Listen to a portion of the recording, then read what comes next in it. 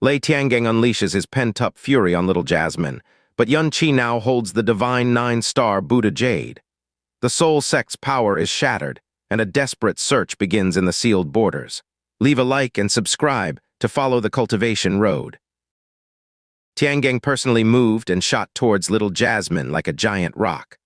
Although his opponent was a little girl with an aura of only the Emperor Profound Realm, the aura which surged from his body was indeed shocking. Having been stepped on in all matters by Ling Yun for the past month, the 64 halls he controlled had all suffered heavy losses.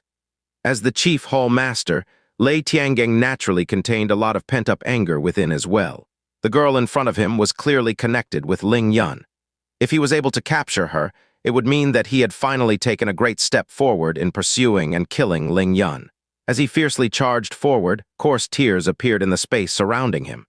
Lei Tiangang's decisive moves caused Wu Gaik's expression to undergo immense change. Wu Gaik abruptly rushed towards Lei Tiangang, his movements so sudden and fast that it was as if a needle had just pricked his ass. In his hurried and anxious rush, his originally arrogant and prideful manner was completely lost. Bang! A hastily prepared force firmly hit Lei Tiangang's unprepared back, causing him to fall out of the sky and slam into the ground. After climbing back up to his feet and stabilizing, he turned back and looked at Wu Gaik, who had just attacked him. Lei Tiangang remained frozen where he was, confused and not daring to speak. Lei Qianfeng's face was full of suspicion and confusion as he asked, "Gaik, what are you doing?" Wu Gaik seemed to ignore them as he took several steps forward and let out a breath of relief. He stopped precisely 10 steps in front of Little Jasmine, his body slightly bent forward and his face full of turmoil. It seemed like he wanted to smile but couldn't due to fear. Finally, an incredibly stiff and ugly smile emerged on his face. Your Highness, that idiot just happened to have no eyes and thus almost offended Your Highness. He didn't trouble you, did he?" Lei Qianfeng and Lei Tiangang abruptly became petrified as Wu Chengyan, who was observing from within the sky with his spirit sense, descended with a face full of shock. Wu Gaik's current bowed and smiling appearance made him look like a sycophant. No, his current self had already gone beyond sucking up.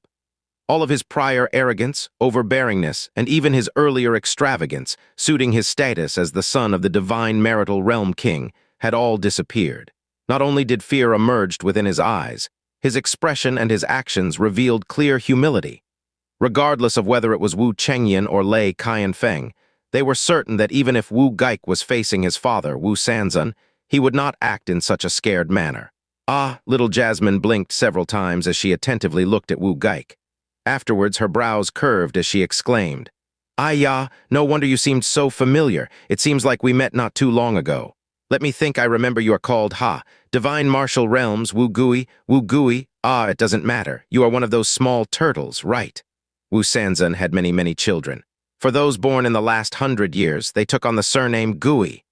Their names would be Wu Gian, Wu Guilin, Wu Gaik, etc. However, Wu Gui just sounded too much like turtle. But because the divine martial realm was so powerful, and because it was a taboo of the realm king's son, anyone who dared to confuse Wu Gui with turtle was practically courting death. For Little Jasmine to say, one of those small turtles, in front of Wu Gaik, she had dragged his brothers and sisters into this matter of face as well. Yet Wu Gaik was not angry at all, but quite flattered instead, as he excitedly said, "This one is Wu Gaik. For Your Highness to have remembered me, I am incredibly honored." Lei Qianfeng and the rest were all shocked, their minds becoming so muddled and confused that they could barely think. As for the Black Soul Hall Master who had recognized Little Jasmine so long ago, his eyes were bulging out and his mouth was gaping open, yet he could not make the slightest sound. "Young Master, this young lady is?" Wu Chengyan cautiously asked, his voice full of shock. Wu Gaik didn't turn his head, nor did he respond. Even if he had the guts to speak, he wouldn't dare to speak of the girl's identity. He continued trying to keep a gentle smile as he bent himself 8 degrees more. In a most humble manner, he said, "I wonder why Your Highness has come here. Is there something?" Before he could finish speaking, Wu Gaik's mind blanked for a moment as a cold sweat abruptly covered his back. Considering her terrifying status, there must have been a great matter for her to personally come here. How could it be something that he could inquire about? Breaking into a cold sweat, Wu Gaik quickly reacted and changed his words. "To be able to meet Your Highness here, Gaik is honored. Your Highness, if there is anything which Gaik can help with, please do say so. Geik's life is yours." Of course, his last words were only said out of courtesy and politeness. Although he thought very highly of himself, he absolutely did not believe that he would be able to help the girl with anything. He never imagined that the girl's eyes would light up upon hearing his words. "Wow, really? That would be great," Wu Geik blanked as he hurriedly replied. "To be able to serve your highness is Geik's blessing. I wonder what your highness—" "Hey, actually it was not easy for me to come over here. I'm looking for something. If Little Turtle are willing to help me, that would be great." The girl was extremely beautiful. Her gentle laughter was like a lotus blooming, incomparably sweet. Wu Geik didn't dare look directly at her as a tingling numbness spread across his scalp and intense ripples of unease emerged in his heart. He could only bite the bullet as he asked, "I wonder what your highness is looking for? It is not anything which is too precious." Little Jasmine's face was full of innocence as she said, "It is only a small stone. I remember it was called something like the Divine Nine-Star Buddha Jade. Little Turtle, do you have any of these stones on you?" The moment the name, Divine Nine-Star Buddha Jade, emerged from Little Jasmine's lips, Wu Chengyan's brows abruptly wrinkled and Wu Geik's heart tightened. Afterwards, he immediately replied, "The Divine Nine-Star Buddha Jade is an extremely rare stone and incredibly hard to find. One dreams about it but might never find one. Geik too can only ever dream about it but will never have one. However, since your highness has ordered it, Geik will immediately pass down orders to search for it once he has returned to the divine martial realm. If there is any news, Geik will definitely think of a method to pass the news on to your highness." "Is that so?" The girl continued smiling, but the corners of her lips had slightly moved. Behind her sweet smile, there seemed to be, yet also not to be, other expressions, causing everyone present to feel their hearts palpitate with fear. "But an old grandfather in the heavenly mystery realm said that in the last month, you have received a piece of divine nine-star Buddha jade. And that piece was even personally delivered by the old man himself. Could that old bearded grandfather have lied to me?" Hearing that Little Jasmine had been able to bribe one of the old bearded grandfathers of the heavenly mystery realm to speak, caused Wu Geik and Wu Chengyan's expressions to simultaneously change. It was only now, when matters had reached this point, did Wu Geik recover from his daze. It was no coincidence that the girl had come here and appeared in front of him. Wu Geik abruptly became covered in a cold sweat again as his entire body trembled. Even in his dreams, he had never thought that someone like him, someone who would not even qualify as a little person in her eyes, would actually have a day where he was specifically searched for. At this current moment, he couldn't decide if he should feel honored or afraid.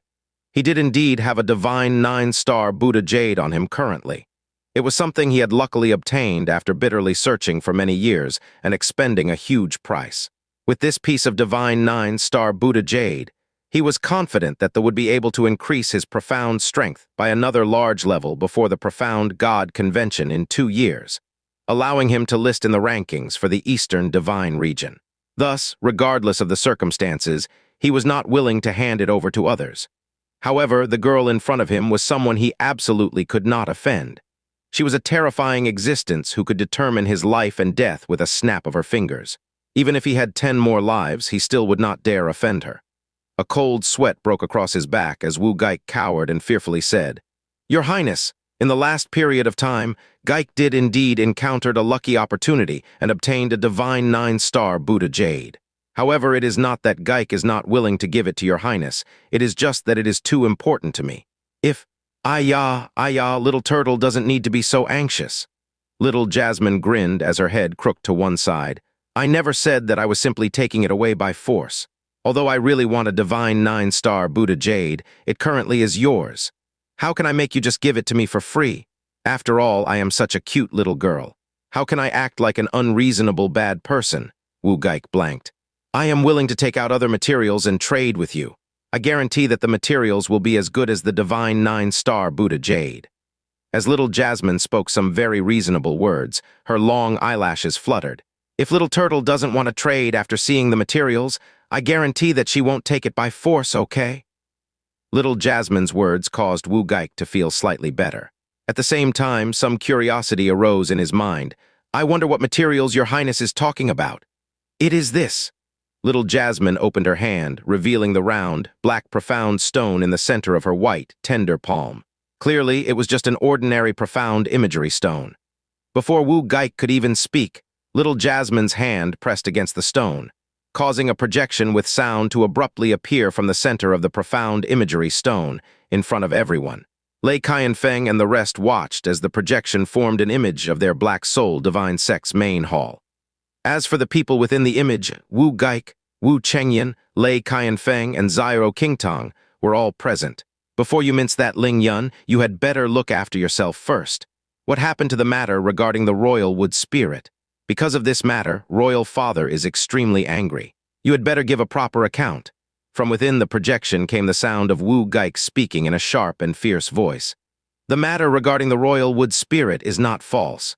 When we managed to catch that royal wood spirit, we were about to immediately gift him to your royal father. However, due to a moment of carelessness, Ling Yun snatched the royal wood spirit away. The Lei Qianfeng within the profound image anxiously replied. Leaving the issue of the royal wood spirit aside these few years, your tributes of wood spirit orbs and cultivation incubators have become fewer and fewer. If we add on this current issue to those, it'd be hard for my royal father not to be incensed.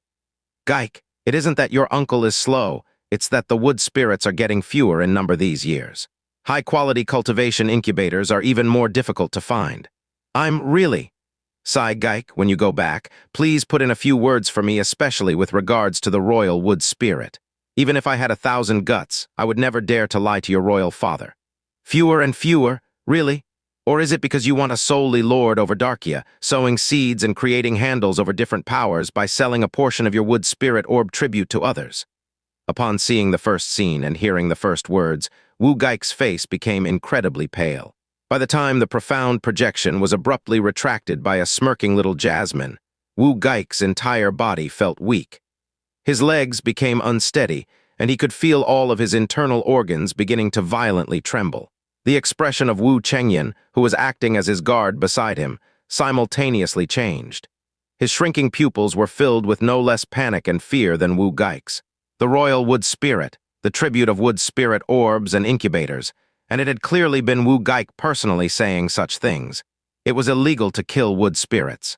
This was a rule which had been jointly imposed by Eternal Heaven Divine Realm and 3 other king realms. If the scenes within this profound imagery stone were to be leaked, the result would not be something so simple as a scandal within the divine martial realm. They would be sanctioned and judged by the Eternal Heaven Divine Realm. Even more terrifying was, this profound imagery stone was in the hand of the little girl. As for him, he was the main character. If this incident was allowed to spread across the entire God realm, he would be ruined. The consequences for him within the divine martial realm were even more unimaginable. Although many star realms secretly seized wood spirit orbs and even killed wood spirits, being done in secret and being known to the public were completely 2 different matters. Wu Gaik's pupils practically lost all their color, as if his soul had been shocked out of his body, leaving only a husk behind. This moment was the absolute scariest of his life. You, just who are you? Why must you blackmail us? Wu Chengyan took a step forward, standing directly beside Wu Gaik, whose face could no longer maintain its indifference. The scenes projected by the profound imagery stone had only occurred no more than 3/4 of an hour ago. This meant that at that time she had hidden herself somewhere beside them, and they had not been able to sense her presence. Little Jasmine slightly raised her head and looked Wu Chengyan, the smile on her face disappearing as her lips rose in a manner of discontent. Uncle, you are so fierce. Don't you know that you should treat pretty girls in a gentle manner? HMPH, you are not allowed to speak anymore. Otherwise, I will just kill you. Her voice was tender and pleasing, but once the last word had been spoken, Wu Chengyan's entire body couldn't help but freeze as an inexplicable sense of fear emerged in his heart and soul, causing his already shrunken pupils to shrink another several times. Chengyan, you are not allowed to say another word. Having slightly recovered, Wu Gaik hurriedly pushed Wu Chengyan away. Wu Chengyan retreated back a step and then actually clamped his mouth shut, not daring to say a single other word. Little turtle, the thing in my hand is the only one of its kind within the world. I already watched it all earlier. What did you think? Very wondrous, right? So, would you like to trade for it with your divine 9-star Buddha jade? An innocent grin once again emerged on the girl's face as she grasped the profound imagery stone in the center of her palm, and she said in an extremely friendly and helping manner, "If you don't wish to trade, I absolutely won't force you to." The divine nine-star Buddha jade would allow him to greatly raise his profound strength in a short time period, whereas the profound imagery stone in the girl's hand would likely ruin his entire life if it fell into the hands of a king realm. Thus, Wu Geik had no choice as he nodded and replied, I'll trade, Your Highness. Please be lenient, though. It will take several days. As the divine nine-star Buddha jade is so precious, I left it in the divine martial realm. It will take me some time to go and return. Okay. Little Jasmine nodded in agreement without hesitation. It's been a while since I have been to the eternal heaven realm to see white-bearded uncle to play. When the time comes, I will come find you with white-bearded uncle. Wu Geik's entire body abruptly froze as the last thoughts in his head completely vanished. His lips trembled even more violently as he replied, Your Highness, I suddenly remembered. Before I left, I actually did decide to bring the divine nine-star Buddha jade with me. I hope Your Highness is happy. As he spoke, his trembling hands took out and raised up a small white jade stone. When the jade stone appeared, the entire surrounding area seemed to have abruptly brightened a lot. It was the divine nine-star Buddha jade. Little Jasmine's pupils lit up as her small hand moved. In but an instant, the jade stone had flown into her hand. The jade was small and as radiant as her snow-white skin. Embedded within the jade were 9 stars. It released a radiance reminiscent of a moon and crisscrossing stars.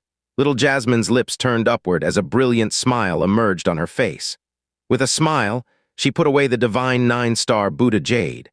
Afterwards, she flicked one of her fingers, causing the profound imagery stone which almost scared Wu Geik lifeless to shoot out and fly into his hand. Little turtle, remember that you agreed to this trade. I absolutely did not force you. Upon receiving the profound imagery stone, Wu Geik twisted it in his fingers several times before directly using profound energy and crushing it to pieces. Afterwards, he raised his head and replied with a smile even uglier than crying, Yes, of course I was willing. Thank you, Your Highness, for helping me. Right. Little Jasmine happily nodded her head, and to think that I had thought that you wouldn't be willing to trade. I never thought that this item would be worth so much. Little Jasmine's lips slightly curled again, revealing her teeth, as her small hand extended outwards yet again.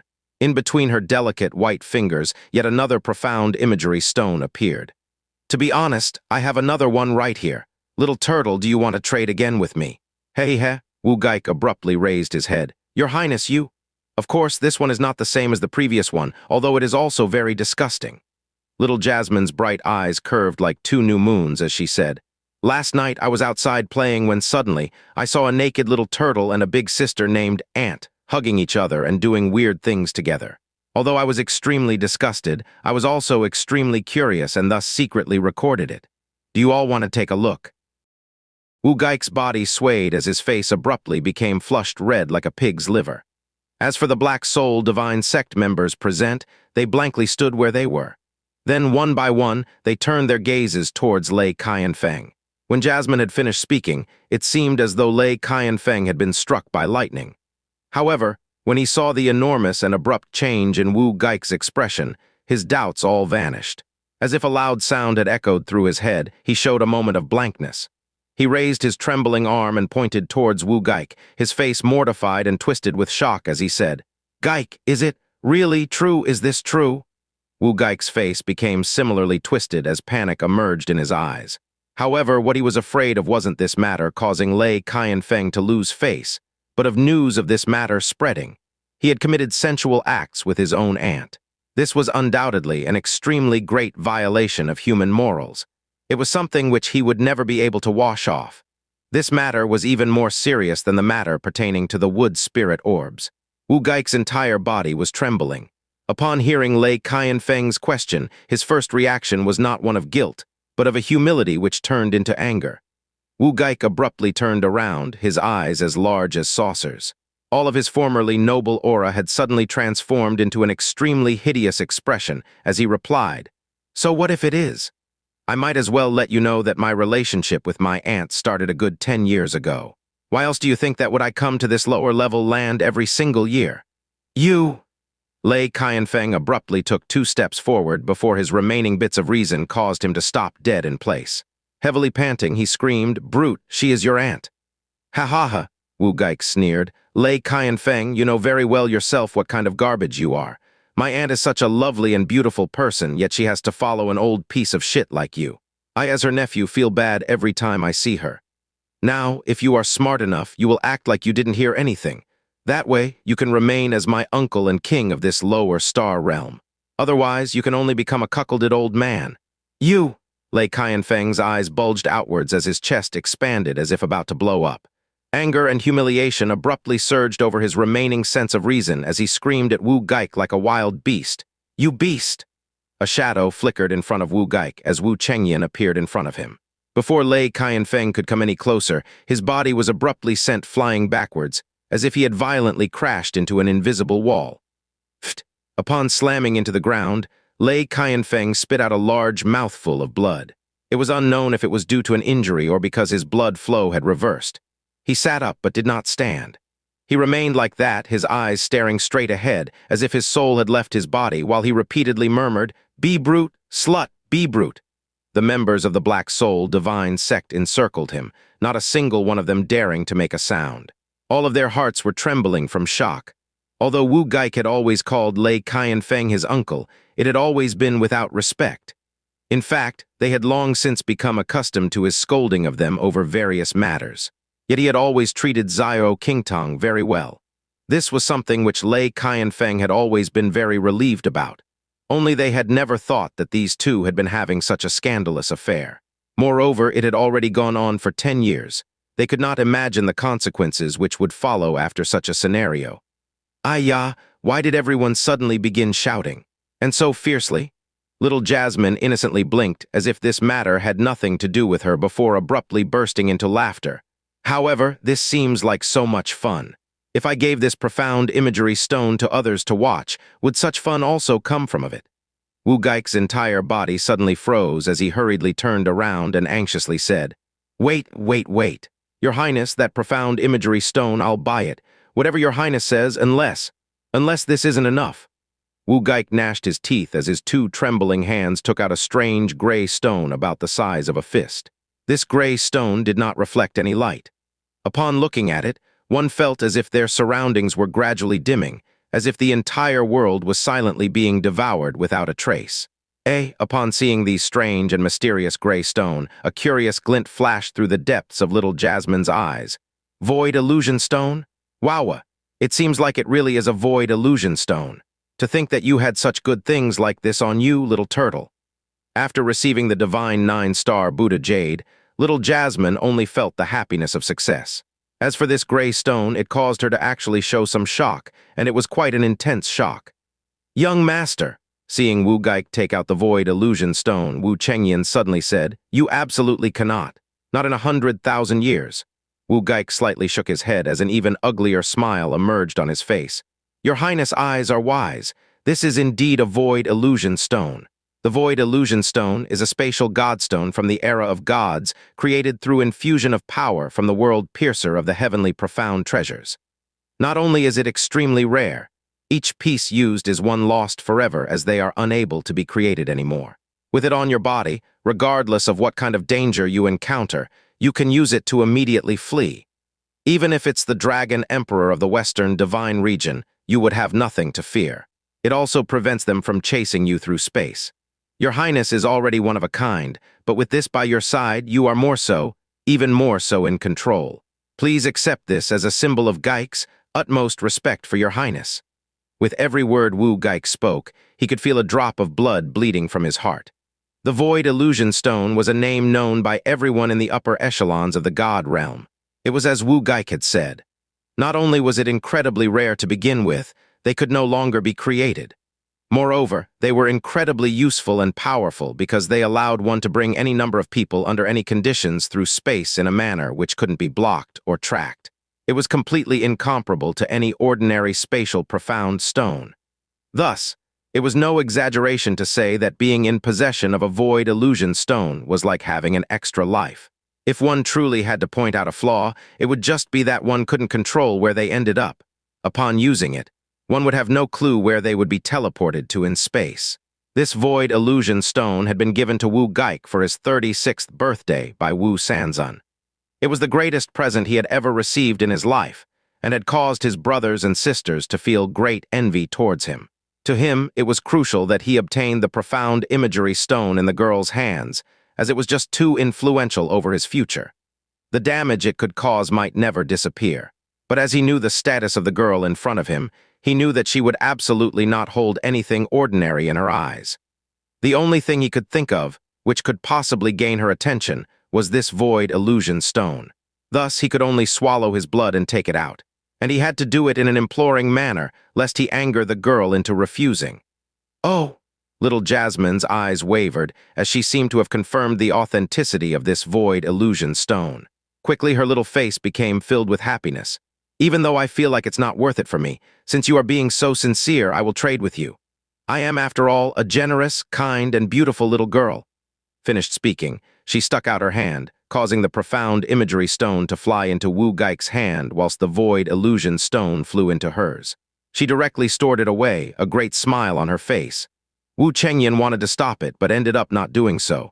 Wu Geik's hand clenched into a fist, turning the profound imagery stone into dust. With the loss of the divine 9-star Buddha Jade and the void illusion stone, he had lost the two most valuable things he had ever received. And in return, he had only received 2 profound imagery stones. It took all of Wu Geik's will for him to not bitterly cry out as he forced a smile onto his face and said, "Yes, thank you, Your Highness. Does Your Highness have any other commands?" In the last sentence, each word was accompanied by fright. "Nope." The girl's giggling reply caused Wu Geik's heart to greatly relax, but then he saw her gaze abruptly turn towards Lei Qianfeng and the rest. Her expression became solemn as anger clearly emerged. "HMPH? These bad people actually dare to bully Ling Yun. This princess is quite enraged."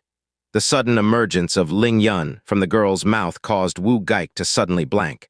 Before he could even recover, the girl had already raised her arm, her delicate white fingers lightly moving. Without any fluctuations of profound energy, all of the Soul Sect members within 300 meters of her, including Lei Qianfeng and Lei Tiangang, stiffened. Then, as if electricity was coursing through their bodies and shocking them, they all simultaneously began to scream terrifyingly. Bang! A dull, shattering sound emerged from Lei Qianfeng. The sole great realm king of the Darkia realm and the only person who had almost reached the divine king realm had had his profound veins directly shattered into dust. The profound energy which he had accumulated over thousands of years of cultivation directly fell apart and dispersed in every direction. Considering how he was in such a state, Lei Tiangang and the rest were naturally unable to escape such fates. All of them had their profound veins crushed and profound strength dispersed.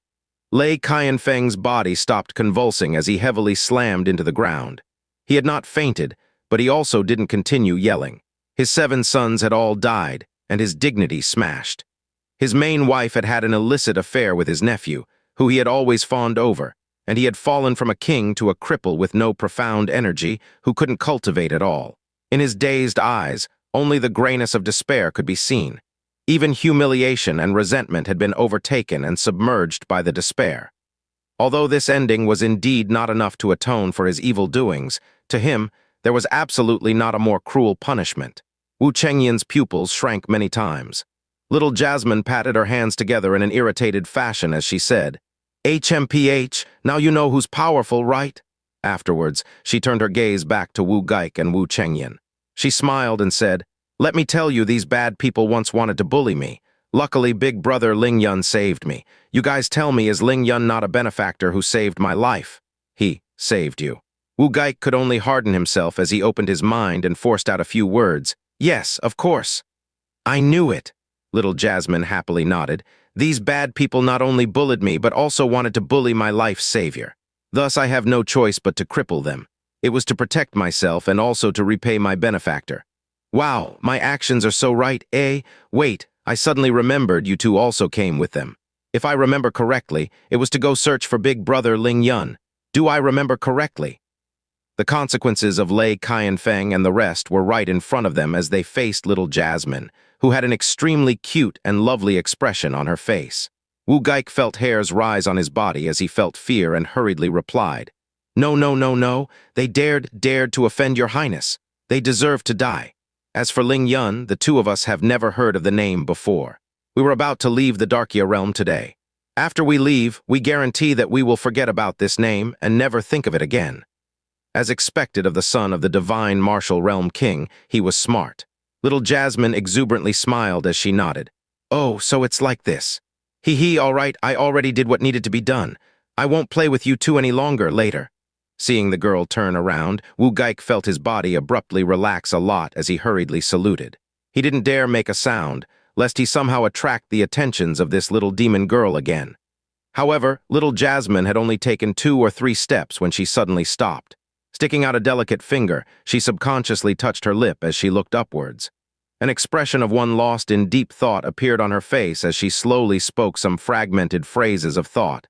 "They still seem to have a lot of people, and he is an extremely big idiot. What if, but then again, I can't just casually kill people, otherwise Big Sister will definitely scold me. What should I do?" I got it. Her eyes flashed brightly as Little Jasmine suddenly floated upwards and stuck out her arms. A great amount of profound energy silently emanated out as everything around her was instantly swept away. Wu Geik let out a scream as he too was sent flying tens of meters by the gusting winds until Wu Chengyan grabbed him. Only then did Wu Geik's expression become slightly better. As Little Jasmine's arms moved, a dazzling blue star emerged in the sky, hundreds of meters above the Soul Sect. The star quickly grew larger and larger as the blue light emanating from it gradually enveloped the entire sect. Some time afterwards, the star fragmented, turning into a full sky of little stars which formed a giant array. In this encaged space, all profound energy was being sucked into the sky, where it wildly surged into the center of the array of stars.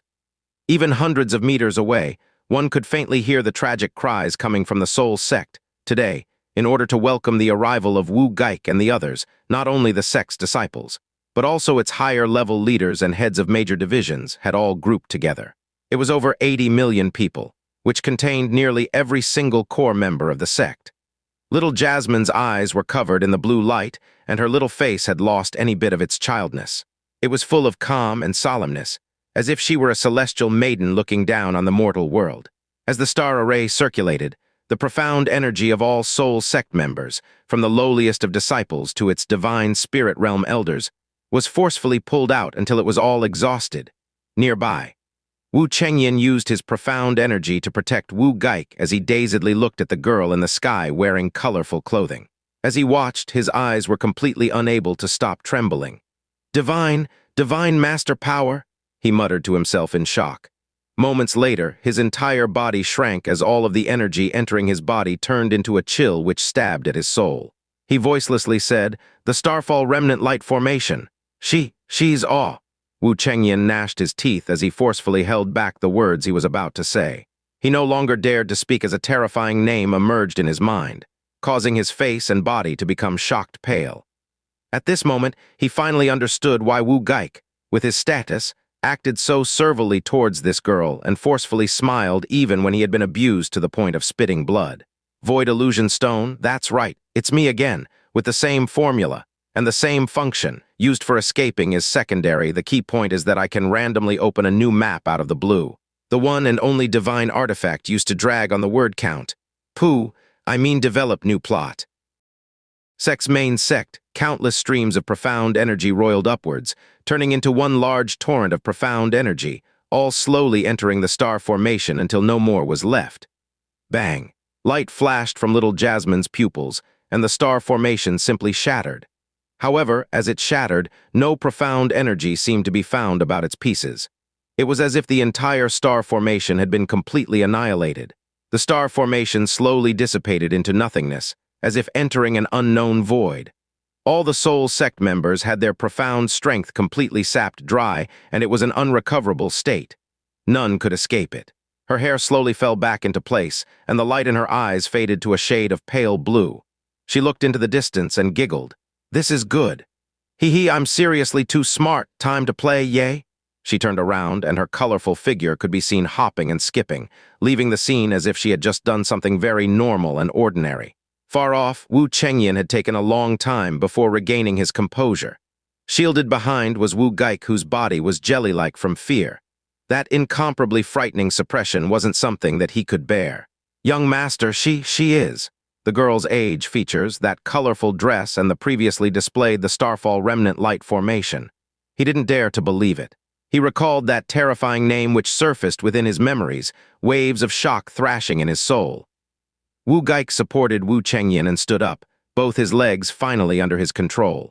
He looked forward and saw Lei Qianfeng's, frightened out of their wits, group. He slowly muttered vicious words, "Silence them!" Wu Chengyan lifted his arm, profound light was released, and within the blink of an eye, the entire group consisting of Lei Qianfeng and gang felt a shudder run through their bodies. They didn't seem to have suffered any visible injuries, but they had now lost their lives. Wu Chengyan was a divine sovereign. Killing them was as easy as turning over his hand. Even more so, now that their profound strengths had been crippled. Little Jasmine didn't go too far off and felt Wu Chengyan and Wu Geik's auras vanish, as if they didn't dare remain any longer, fleeing. Little Jasmine raised both her eyebrows, her little hands holding onto two pieces of profound imagery stones, her lips pulling to the sides, revealing a devious grin. Black Feather Merchant Guild. Although he didn't harbor much hope, Xianxia was completely clear that his current strength was too weak, and he had no strong backing to rely on. Wanting to find the 9-star Divine Buddha Jade and the immortal Emperor Grass before the profound God convention was going to be an impossible feat.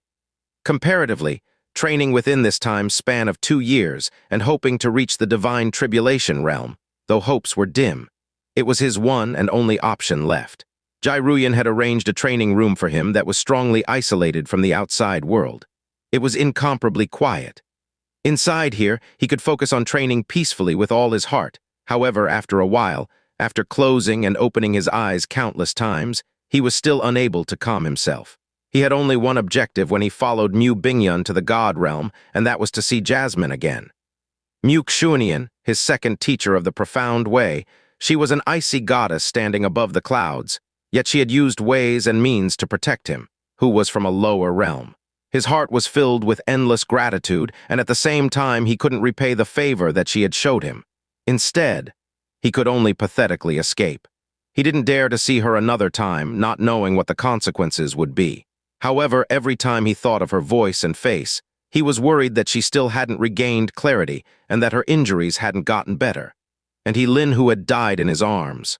Their friendship was clearly a short-lived one, but his death, those tears at the end, his words and that worry, it was like a heavy weight on his conscience. He had wanted to look for Jasmine, search for Lin's sister, and even had countless thoughts of passing by the Snow Song realm just to find a way to apologize and make it up to Mu Xunian, who, he let out a deep breath. Xianxia opened his eyes and looked up. He was in quietness for a day, yet the expression in his eyes was still that of turmoil. He seemed totally in a daze. "Jasmine, how do I? Sir Ling Yun, may I come in?" A soft and gentle voice traveled in from the outside. Xianxia stood up and opened the door. He saw Jai Ruyan standing there, red with excitement and looking incredibly elated. He curiously asked, "Miss Ruyan, what happened?" "The Soul Sect." Jai Ruyan was panting a little. "The Soul Sect's completely finished." Xianxia frowned. "What are you saying? What happened to the Soul Sect?" Jai Ruyan gently took in a few breaths and then regained her composure. "We just received news from the main branch of the Soul Sect. Something incredibly strange happened. A large blue light enveloped the entire Soul Sect, and then afterwards, everyone within the Soul Sect, from disciples to elders, within 10 breaths of time had their profound strengths crippled." Xianxia's eyebrows jumped. He confirmed that it was the truth through Jai Ruyan's expression and voice. "How could this even happen?" Jai Ruyan continued. "I didn't believe it at first, but Father and I went personally to verify this. It's 100. No, 1000% true. My father even discovered the corpse of Lei Qianfeng in front of the Black Soul Mountain." "Then what about those from the Divine Martial Realm?" Xianxia frowned, still unable to process this news. The main sect had over 8 million members. He had once used moon-splitting cascade to enter. Its size was huge and teeming with experts. All of them were at the top of the Darkia realm. The horrifying thing was, they had actually all had their profound strength crippled. This was an absolutely unbelievable and incomprehensible fairy tale. The Divine Martial Realm members weren't there. It seems like they've already left. Also, Jai Ruyan's eyes sparkled.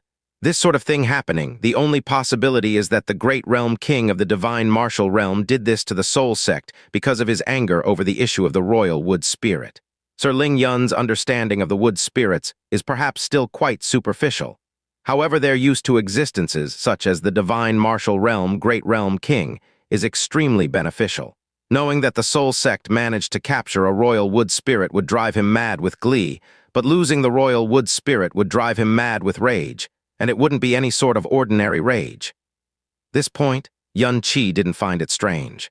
That day within the wood spirit secret realm, Qing Mu, who had given his wife's wood spirit orb to him, had personally said that the one responsible for massacring the royal wood spirits, particularly He Lin's parents, was the greatest existence within the eastern divine region, the Brahma monarch god realm. Even the king realms were like this, let alone the divine martial realm. After receiving He Lin's royal wood spirit orb, he was now clearer than anyone else on why they were so coveted. Although the divine martial realm and the soul sect are related by marriage, that's only on the surface. They definitely don't even consider the soul sect anything of worth. In his anger, the divine martial realm king could even wipe out the entire soul sect. Being able to cripple the profound strength of so many within such a short period of time. If it's the divine martial realm, they can definitely do it, and that's the only possibility. As she was reporting all this, her demeanor, which had somewhat calmed down, started to grow excited again. This was because it wasn't just about the annihilation of the soul sect. This was about the thousands of years that the Black Feather Merchant Guild was being suppressed under the thumb of the soul sect, unable to escape. Falling deeper and deeper into an abyss, they had finally seen a ray of sunlight. This wasn't just a cause for celebration, this was literally a chance for rebirth that the heavens gave them. Sir Ling Yun, the soul sect suffering such harsh punishment from the divine martial realm, and right now being on the brink of destruction is all thanks to your efforts. Jai Ruyan lifted her head, and her gaze held a deep gratitude. If it wasn't for you snatching that little wood spirit out of their hands, we would not have today. Our Black Feather Merchant Guild would also have not been able to escape from their clutches. Ruyan and the entire Black Feather Merchant Guild will forever remember this great grace you've given to us. Xianxia's expression tightened, not reacting to Jai Ruyan's subsequent response. After a while, he started to mumble to himself, crippling the profound strength of over 8 million people at once. Furthermore, a large portion of them were divine realm experts. The difficulty, the amount of energy expanded, has to be much more than just outright killing them. Doing things this way leaves several loose ends. Since he was in such a rage, why not just kill all of them? Why spend so much effort just to waste their profound cultivations? Jai Ruyan replied. Perhaps the divine martial realm didn't want to be too extreme. After all, Lei Qianfeng's sister is the concubine of the divine martial realm king. Then why was Lei Qianfeng killed? You also mentioned before that 2 members of the divine martial realm came. One of them was even Wu Gaik. How is it possible that the divine martial realm would finally decide to kill Lei Qianfeng? Jai Ruyan didn't have a good explanation for this. Although this defies logic, the result is so. The only one who could do this is the divine martial realm. Escorting Wu Gaik should have been a divine sovereign. This rank of an expert is more than enough to kill Lei Qianfeng without killing the rest of the sect members and just crippling their cultivation. Perhaps this was his intention all along. Xianxia's hatred of Lei Qianfeng ran deep. He had spent a huge effort and taken several life-threatening risks in order to force him into a dead end. However, the arrival of the divine martial realm had caused his efforts to come to naught. He never would have expected for this result, but right now, instead of feeling happy, he had even more doubts. What's the situation like in the soul sect currently? Are there a lot of people gathered there? Xianxia suddenly asked. Jai Ruyan shook her head. Father intentionally spread the news. However, due fear of the divine martial realm, no one dares to go near. Even the various branch sects of the soul sect have sealed themselves. All of them are in peril. No one dares go near the main sect. Is Lei Qianfeng's corpse still there? Yes, and it's very much intact. Jai Ruyan suddenly felt some misgivings. Sir Ling Yun? The main sect is completely finished, even though there are a large number of branch sects. With all the hatred and enmity accumulated by the soul sect throughout the years, they should be at a dead end. This is their well-deserved retribution. Xianxia stated, whether it was the divine martial realm that was responsible isn't important. I also can't be bothered to move against the soul sect now, but one thing is for certain, I want to take away Lei Qianfeng's corpse. Jai Ruyan was shocked and slowly replied, of course that isn't a problem. I'll immediately send a transmission to Father to prevent anyone from getting close to the location where Lei Qianfeng's corpse is located. Black Soul Mountain Range. Nearing the soul sect, the entire atmosphere right now was indeed different from before. The sense of danger and suppression had completely disappeared. In fact, the atmosphere held an aura of sorrow and hopelessness. Once the overlords of the entire Darkia realm, they were now a nest of invalids. Falling from the heavens to hell was without a doubt a nightmare that they wouldn't be able wake from. With all the evil deeds that they've committed throughout the years in the Darkia realm, their future fate was certain.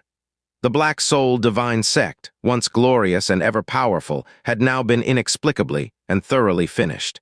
Based on the coordinates that Jai Ruyan gave him, Xianxia quickly located Lei Qianfeng's body. The ground here wasn't level, as if a tornado had swept through it. Lei Qianfeng's body was particularly eye-catching. Beside him were also several Soul Sect members. From their clothing, their positions in the Soul Sect were definitely not low, but they were the same as Lei Qianfeng, not a breath of life left in them. Xianxia landed and looked coldly upon Lei Qianfeng. The Darkia Great Realm King, who had once nearly forced him into a dead end, now looked as if he didn't die a peaceful death. Both of his eyes were wide open, as if filled with regrets. His eyes didn't show any fear or horror, but held an emptiness within, as if the moment he died, he had felt an immense amount of hopelessness. Before his body had even died, his soul had already gone before it. Lei Qianfeng, it's time you face those innocent wood spirits and account for your crimes, Xianxia growled. He stretched out his arm and violently lifted up Lei Qianfeng's corpse. Ding! Just as he lifted Lei Qianfeng's body and was about to fly, a sudden sound of a jade stone falling to the ground sounded. Xianxia looked down and saw a purple dimensional ring. It had fallen from Lei Qianfeng's body. It was apparently his belongings. He was the Darkia Realm King. His dimensional ring would definitely hold a large amount of profound stones and rare treasures. Xianxia stretched out his hand and pulled the ring into it. He swept it with his sense and then paused in shock. This ring, which belonged to Lei Qianfeng, only had 4 different stones within it. 2 of them were ordinary profound imagery stones. The other 2, one was as small as a dragon eye fruit. It released a strange treasure like light. The larger one was grayish-white in color. It looked like an extremely ordinary stone. Xianxia quizzically brought out these 4 stones. Lei Qianfeng was an extremely rich guy. Why would there only just be 4 stones within? He first lifted that grayish-white stone. Xianxia inserted some profound energy and tried to inspect it, but his profound energy was immediately cut off, and he was unable to investigate any further. Xianxia's eyebrows jumped in surprise. This ordinary-looking rock was definitely something extraordinary. Although he was unable to investigate it with profound energy, Jai Ruyan should know what it was. He put it away. Xianxia then lifted up the glowing jade stone. Its glow wasn't strong, it was peaceful and comforting. When he saw it, it involuntarily reminded him of beautiful stars filling the dark night sky. He inserted some profound energy into it, and a name surfaced in his mind. Xianxia's hand began to shake as he cried out, "Divine 9-star Buddha Jade." Comfort Xianxia was stunned for a while. He turned the jade stone around in his palm. 9 gleams of light that shone like stars entered his eyes. For a long while he couldn't believe his eyes. Divine 9-star Buddha Jade. It was what he could only wish for in his dreams. He had been repeatedly told that was extremely difficult to obtain even in the upper star realms. He had extorted a vast amount of profound stones from Lei Qianfeng, all for the sake of the divine 9-star Buddha Jade. In fact, he acknowledged that there was a huge possibility that he would never obtain it. But now, it had landed right in his hands. It was as if it had just dropped down from heaven, and he had simply bent over and picked it up. Lei Qianfeng was a lower realm king. How could he have had such a treasure on him? And he was apparently dead, and it hadn't been taken away from his body. And he just so managed to pick it up, and it was what he had been seeking this whole time.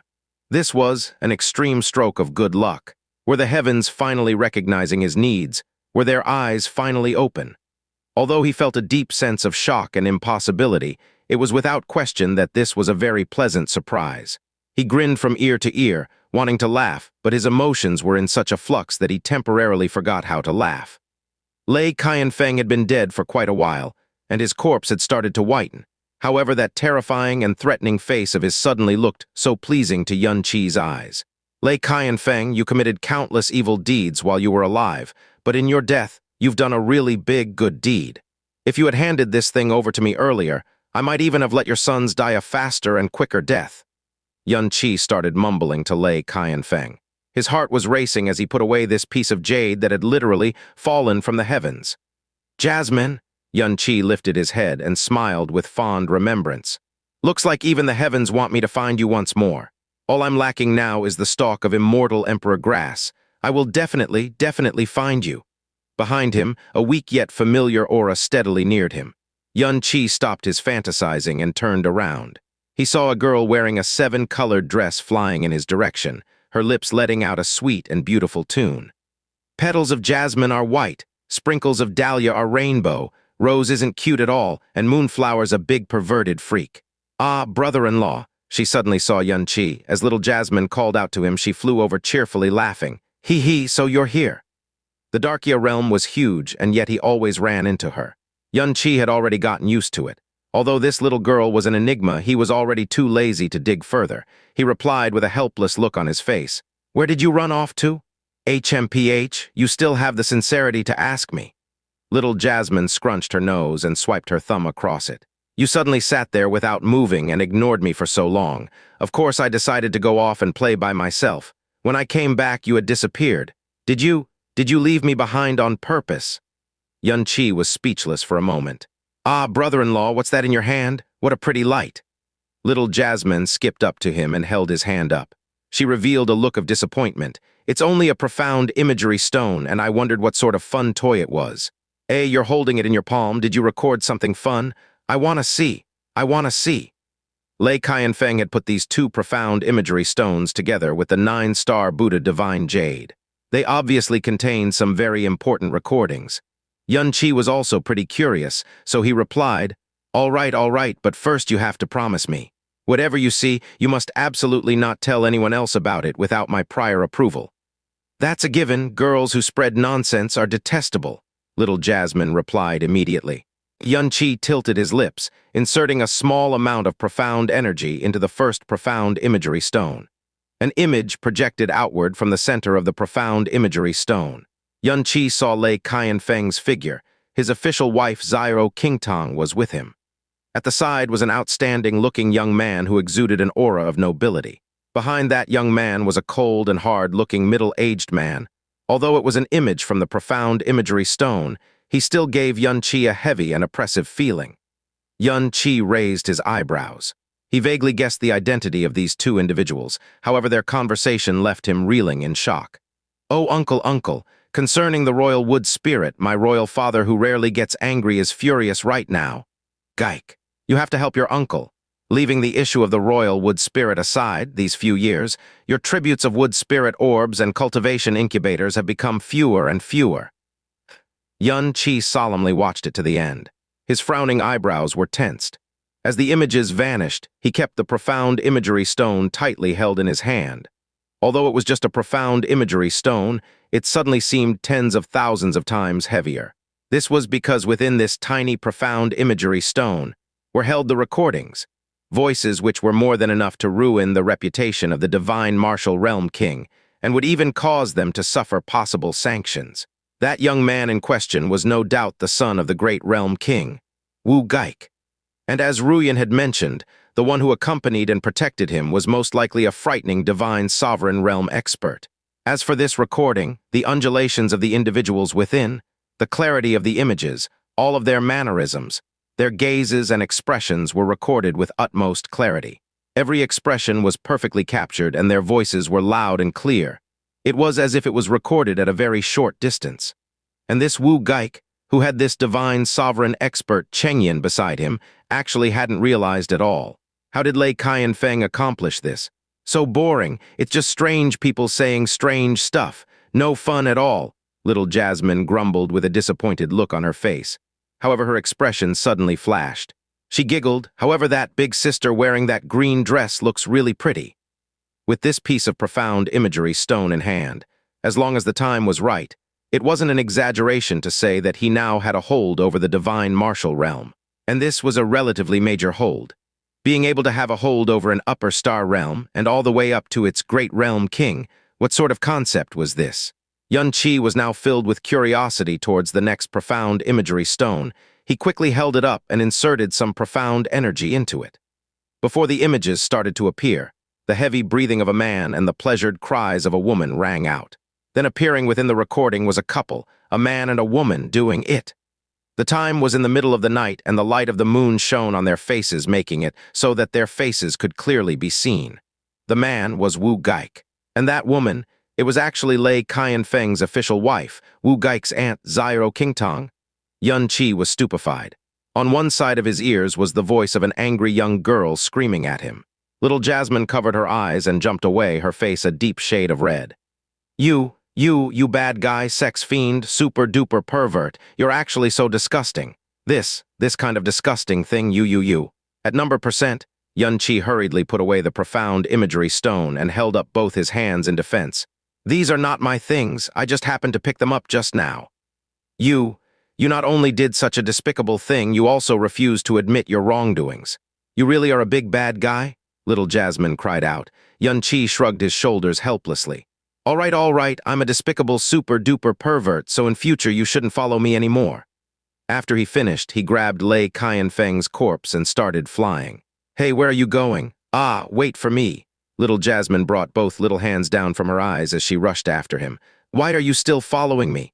HMPH, who asked you to be my brother-in-law? Even though you're a big bad degenerate pervert, I still have to acknowledge you. Woo, I'm so pitiful. Little Jasmine's face was a picture of pity. Yun Qi rolled his eyes, too lazy to reply. He didn't check on the soul sex state. Yun Qi brought Lei Qianfeng's body with him and flew past Black Soul Mountain, circling around Darkia City, and arrived south of the Darkia City. This was the destroyed secret realm where the wood spirit race had lived. It was also their final resting place. When he arrived at this flower-filled land, all expression vanished from Yun Qi's face. He threw Lei Qianfeng onto the ground and then knelt down and closed his eyes. Looking at his actions, Little Jasmine's mouth went wide. She asked, "Brother-in-law, where is this place? What are you doing?" Yun Qi lowered his head, softly replying, "This place was once a hidden world. Many wood spirits lived safely in this place. They were very kind to me, but not long ago, all of them were killed because of me." Oh! Little Jasmine blinked after a period of silence. Yun Qi opened his eyes and reached out with his palm. A ball of fire landed on Lei Qianfeng's corpse and started to burn. In a flash, ashes started to fly and drifted everywhere. Granny Qingyi, Senior Qingmu, Qinghe, Fei Yan, Qingzhu, I owe all of you. Aside from bringing in Jiu, this evildoer who has harmed your race for countless generations, and turn him to ashes as a comfort to your spirits, I can never repay this debt that I owe all of you. From now on, the only thing I can do, and what I will do with all my might, is to protect each and every other wood spirit I meet. He Lin, I'm about to leave the Darkia realm, but I promise you that I will definitely find your older sister. I swear this. Perhaps the heavenly mystery realm can shed some light on her whereabouts. When I find her, if she agrees, I will bring her back to the planet I was born in. There she will be safe and not suffer from any bullying. As Lei Qianfeng's ashes had finished scattering, the wind here grew much gentler. After observing silence for a long while, Yun Qi finally stood up. Little Jasmine then said, "Brother-in-law, you said just now that you want to go to the heavenly mystery realm. Is that true?" "Of course. I have things and people that I need to find. The God realm is so vast, and I'm alone. Whoever can help me should most likely be in the heavenly mystery realm. I hope that mysterious and secretive realm will not disappoint me." "Oh!" The girl had a conflicted expression on her face. She pressed her nose and hurriedly said, "Brother-in-law, I think it would be best for you not go to the heavenly mystery realm. Even if you go, there'll be no point." Yun Qi glared at her. "How do you know?" "This." Little Jasmine struggled to think, and after a while she giggled. "I haven't thought of a reason. Wait for me to think of one and then tell you again, all right?" Yun Qi squinted and he lowered his head. "Little girl, you still have yet to tell me, who are you and where are you from? No matter where I go, you're always able to accurately pinpoint my location. Who are you really? What is your motive for getting close to me?" "It's because you're my life-saving benefactor and also my brother-in-law." Little Jasmine looked at him with sincerity. Yun Qi's mouth twitched. "If I were to believe you, I'd be an idiot." He straightened himself and his eyes locked onto hers. "When I mentioned the heavenly mystery realm, you had an odd look on your face. Are you someone from the heavenly mystery realm?" Yun Qi was only casually probing and did not have any hopes. However, he did not expect that sentence of his to cause the girl to explode. "Nonsense. Of course I'm not someone from the heavenly mystery realm. There are only old, weird, and ugly old grandpas in the heavenly mystery realm. I'm such a cute lowly. And you actually said that I'm someone from the heavenly mystery realm. That's too much. Despicable. Xianxia stared as his aura instantly weakened. That's not what I meant. I was only casually. That's exactly what you meant. Little Jasmine's face was filled with anger. This is the worst thing you could do to a beautiful girl. HMPH, I'm going to ignore you. Little Jasmine actually turned around and flew far away after angrily finishing her words. Hey, Xianxia instinctively stretched out his hand, but after thinking about it, he did not go ahead to stop her and merely muttered to himself. What a weirdo. You aren't going to chase after me to coax me? The angry shouts of the girl could be heard from far away. Now I'm really going to ignore you. As she finished speaking, the girl left even more swiftly and quickly disappeared from Xianxia's sight. After Little Jasmine left, she did not appear again even when Xianxia returned to Darkia City. She seemed innocent and untainted, childish and unreasonable, but now that Xianxia thought about it, she had remained tight-lipped the whole time. However, her eyes were exceptionally flawless and pure, just like gems embedded with stars. Furthermore, she never brought along any sense of danger to him. Even though she had nearly caused his death twice, Xianxia did not know why, but there was no hatred growing within him at all. Even though he heaved a sigh of relief when she left ridiculously in anger, he was still missing her slightly. It's time to go to the heavenly mystery realm. Let's hope there'll be some rewards to reap there. Thinking about the several billion profound stones in his possession, Xianxia was feeling confident. No matter how the upper star realms were, he did not believe that so many profound stones would not be able to be exchanged for 2 heavenly mysteries. Arriving at the Black Feather Merchant Guild, Mr. Jai had already returned. Looking at Xianxia, he instantly rose and exceptionally agitatedly told Xianxia, Sir Ling Yun, Soul Sect is doomed. The situation in Darkia Realm is going to change drastically. My Black Feather Merchant Guild will be able to breathe new life once again. All of this was bestowed to us by you, yet we have no way to return your kindness. Please accept my bow. After his agitated speech, Mr. Jai bowed deeply in front of Xianxia. Although Xianxia did not do any of this for Black Feather Merchant Guild, the results were indeed akin to the gratitude of reformation.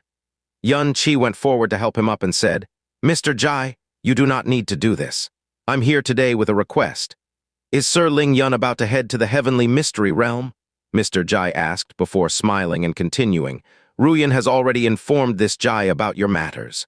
To find objects of mystery like the divine 9-star Buddha Jade and the immortal Emperor Grass in a short amount of time, the heavenly mystery realm would indeed be the best bet. But the cost will also be huge. However, since you have such intentions, I'm sure you're already well prepared. As for going to the heavenly mystery realm, Mr. Jai smiled even more brightly. Actually, Ruyan has already personally attended to the matter an hour ago. You just have to rest a little here and soon. Sir. Even before Mr. Jai had finished speaking, Jai Ruyan's voice, that was slightly anxious, could be heard from behind. Mr. Jai turned around, frowned when he saw Ruyan and asked, What happened? Sir Ling Yun, there has just been news. Jai Ruyan looked at Xianxia. Several hours ago, the heavenly mystery realm suddenly announced the closing of their borders. They are refusing anyone from entering, and all dimensional formations heading to heavenly mystery realm can no longer be activated. This, Mr. Jai frowned, why would such a thing happen? It is said to be because of the profound God convention. However, only the heavenly mystery realm itself would know whether that is true or not, Jai Ruyan said. Xianxia's chest rose as he asked, Did they say how long their borders would be sealed for? It will be for 2 years. It's been said that the borders will only open after the profound God convention has concluded. Jai Ruyan's expression darkened. No one could have expected matters to be so coincidental. Xianxia currently felt as though he had been drenched in cold water. He remained silent for quite some time before saying, Since I am unable to go to heavenly mystery realm, then any upper star realm will do. As long there's a chance to find the immortal Emperor Grass, it'll be fine. Sir, Jai Ruyan bit her lip lightly but suddenly said with a confident gaze, How about you temporarily stay in the Darkia realm? Leave it to us to search for the divine 9-star Buddha Jade and the immortal Emperor Grass. You are our great benefactor. We will undoubtedly do our best in this matter. No need. I can find it myself. The divine 9-star Buddha Jade has already been obtained. As for the immortal Emperor Grass, there's always hope. Xianxia shook his head.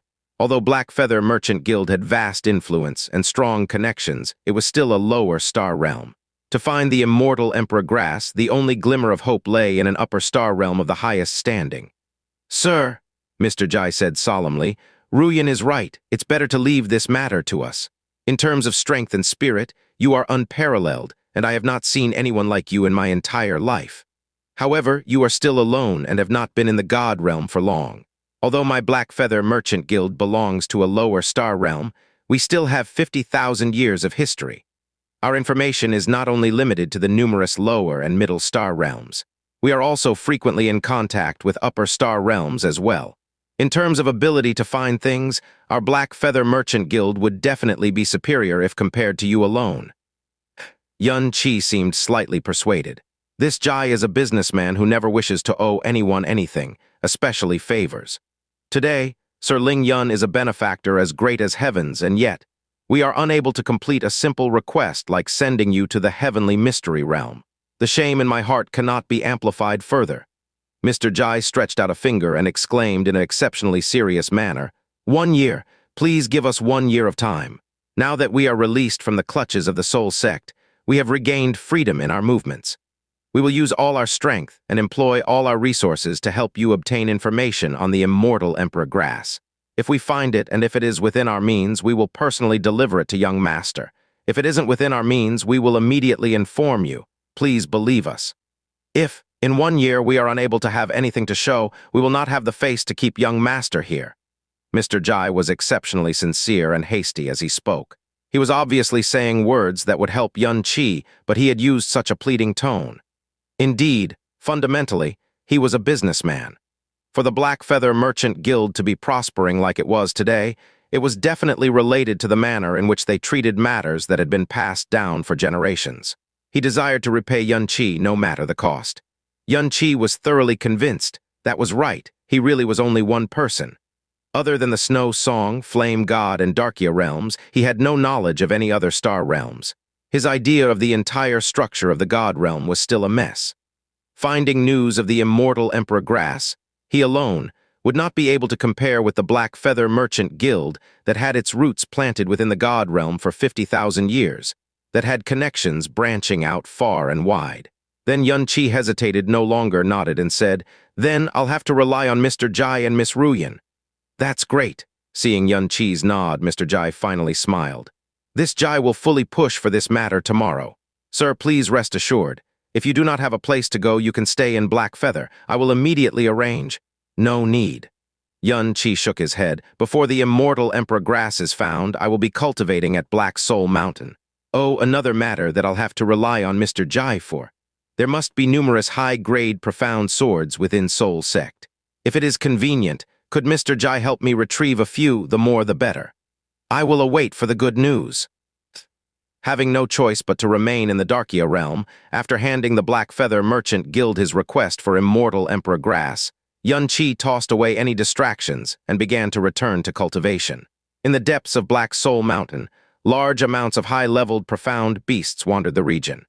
Many of those present could pose huge threats to Xianxia. There were even profound beasts in the latter stages of the divine tribulation realm that Xianxia would not be able to deal with, and there were possibly even profound beasts in the divine spirit realm. Arriving at the area where the profound beasts gathered, Xianxia descended and took out hunger. His heart quickly became calm as still water, and with a low howl, the profound energy in his body surged.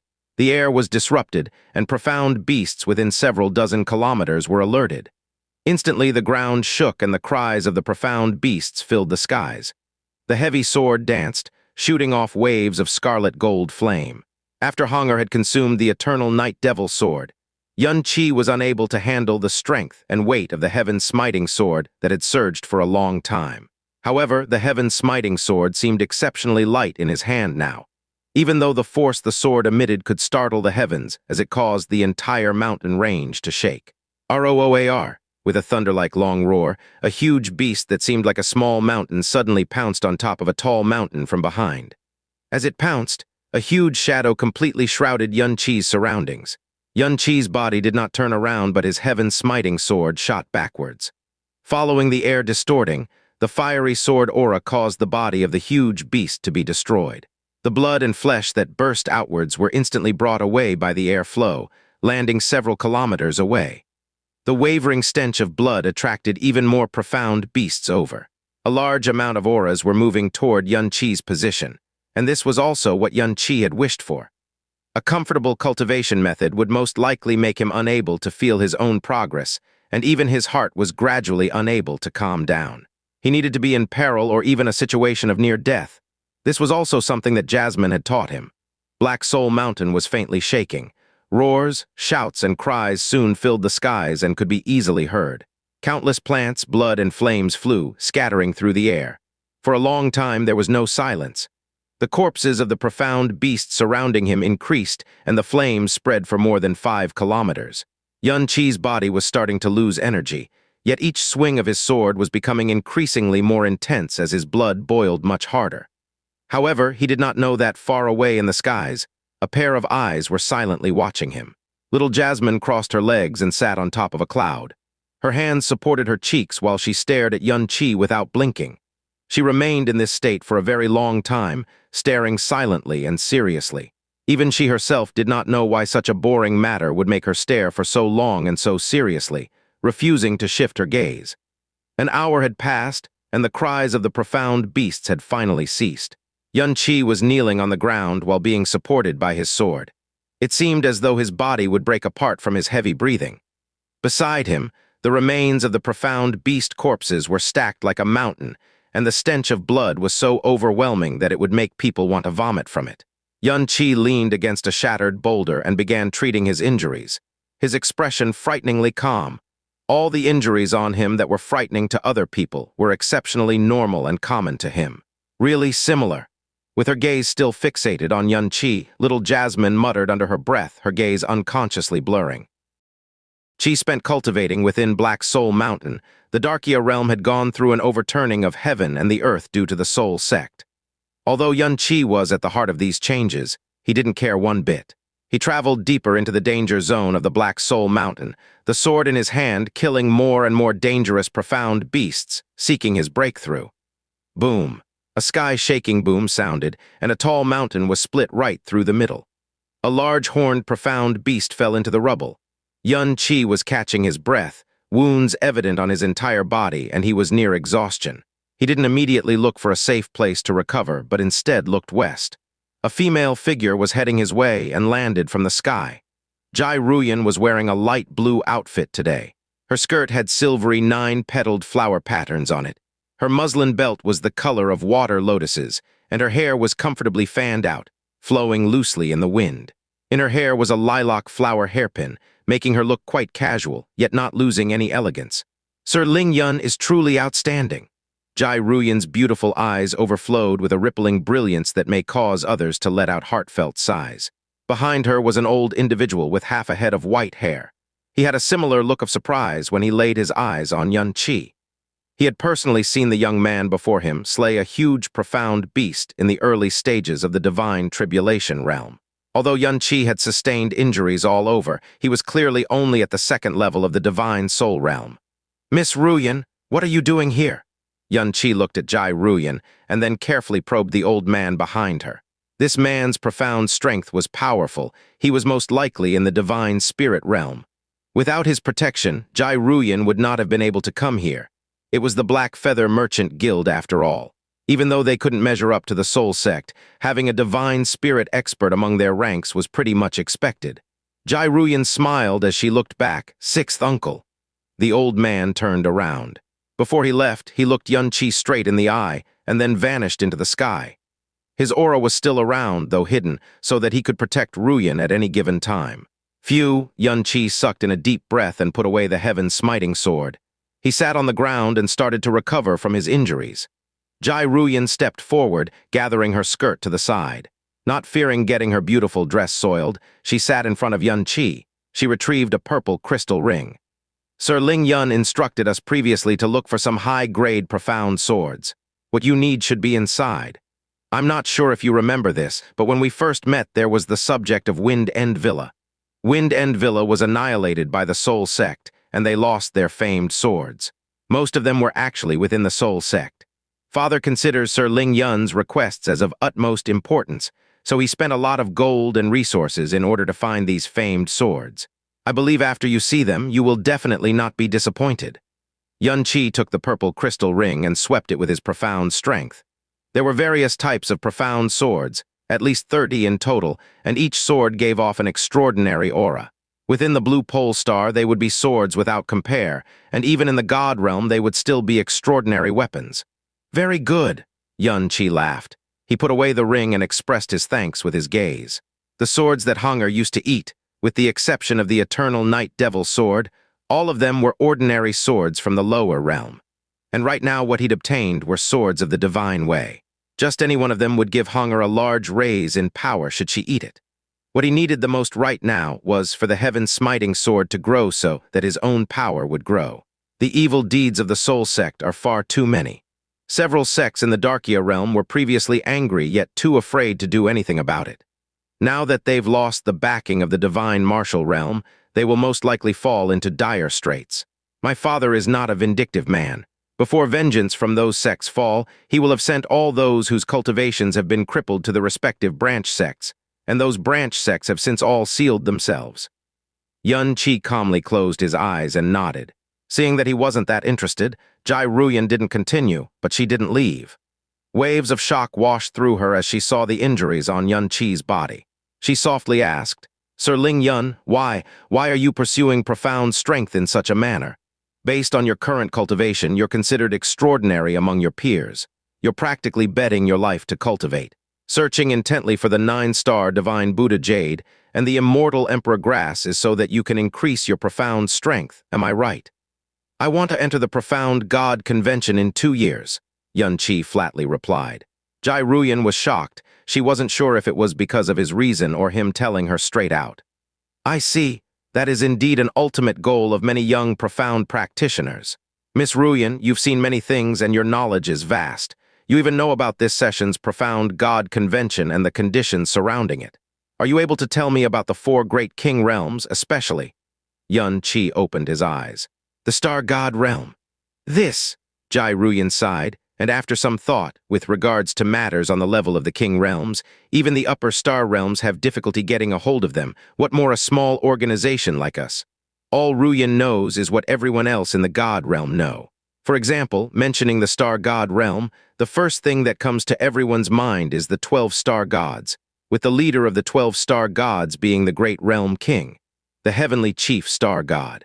The realm king of the star god realm is also one of the 12 star gods. Xianxia asked in surprise. That's right, Jai Ruyan replied and then smiled. Right now Ruyan completely believes that Sir Ling Yun really is from the lower realms because in the god realm this is common knowledge that even children know about. King Realm's realm king and also the leader of the 12 star gods. Although they're all considered the 12 star gods, it looks like he's considered far superior to the rest, Xianxia murmured. Actually, it's on the contrary. Jai Ruyan disagreed, shaking her head. When it comes to power, the strongest among the 12 star gods is the heavenly wolf star god. Xianxia's gaze shifted, especially the heavenly wolf star god of the previous generation. He was exceptionally terrifying. Although he was the current star god realm king's youngest son, he was less than 60 years of age, yet he could charge into the moon god realm alone. That battle caused his fame to soar. Even us from the lower star realms all know of his feats. No one had any doubts that he would eventually surpass the heavenly chief star god and even perhaps become the strongest heavenly wolf star god in all of history. Who would have thought that he would fall a little more than a decade ago? A lot of people said that this was the result of the jealousy of the heavens. Xianxia's eyebrows tensed up, Jasmine's brother. However, what surprised everyone the most was that when the previous generation's heavenly wolf star god fell, the star god realm had someone else to succeed him soon after, with a higher affinity that surpassed that of the previous generation. Jai Ruyan shook her head. It was simply unbelievable. It seems that luck is shining upon the star god realm in this generation. I hope this luck doesn't continue with regards to their True God project. True God plan. What is that? Xianxia exclaimed in surprise. It actually had the 2 words True God in them, sending waves of shock through his heart. Jai Ruyan laughed. At the level of the king realms, those at the peak of the divine master realm are all looking for ways to break through, attaining an even higher realm. Of our eastern divine region's 4 king realms, aside from the eternal heaven realm, the Brahma monarch realm, the star god realm, and the moon god realm are all pursuing the path of the true gods, especially the Brahma monarch realm and the star god realm. Many years ago, there was a hint of them finding the method to reach the true god level. However, it should have been fake news. Gods are gods, man is still man. It is impossible for man to ever reach the heights of the extinct gods. She smiled. Even a weak girl like me knows about it, so they definitely also understand this logic. The greater one is, the more they will want to pursue greater heights. They have reached the limits of what humans can accomplish, and so now they want to break through the limits. Xianxia calmly said, the other king realms of the other divine regions should likewise be the same. Even if they know it's impossible deep down, they will still not stop their search for a breakthrough. Jai Ruyan unblinkingly replied with a cheerful smile. Looks like Sir Ling Yun looks forward to the king realms. I'll wish you all the best in advance if you do get into the profound God convention. Once you enter the eternal heaven God realm, you'll be able to see members of the king realms. Perhaps you'll even get to meet the experts from Western Divine Region's king realms. Western Divine Region? Xianxia was surprised. Why specifically the Western Divine Region? That's because the Northern and Southern Divine Region will not attend the convention, Jai Ruyan answered. Why is that so? Jai Ruyan softly, gently explained. Of the vast God realm, the Western Divine Region is the largest and strongest of them all. The Dragon God realm is furthermore the preeminent realm amongst them. The true dragon race is powerful and feared. They are arrogant but not violent. They are adored and worshipped by many living beings, and the Western Divine Region is helmed by the Dragon God realm. They are on good terms with the king realms of the Eastern and Southern Divine Region, but the Eastern and Southern Divine Regions have some disputes between them. As for the Northern Divine Region, Jai Ruyan paused for a while before continuing. The territory of the Northern Divine Region is the smallest, and its power the weakest. They are, in fact, ostracized by the other three divine regions. Besides being ostracized, you could also say that they view the other three divine regions with hatred. They will never step onto any territory belonging to the other three, and the Eastern, Western, and Southern divine regions will similarly not tread into the North. Why? Is there some sort of enmity? Xianxia asked. Frankly, the Northern divine region can be considered a tragic realm. Jai Ruyan carried on. During the era of gods, the Northern divine region was where the devil race lived. After the devil race was annihilated, although they didn't leave behind as many inheritances as the god race, the former devil regions all held a very heavy dark and devilish energy. Anyone who entered those devil regions and lived there would be influenced by the dark devil energy, and they would develop dark constitutions. Their profound energy would also make them akin to devils, and this darkness constitution is passed down generation by generation. Because of the influence of the dark constitution and darkness profound energy, should the northern divine regions, devils enter into other divine regions, their strength will diminish and they will grow weaker, unable to adapt to the conditions. Similarly, if anyone from the three other divine regions enter into the northern god realms, they will be influenced the dark devil energy, and their strength will suffer a great dip as well.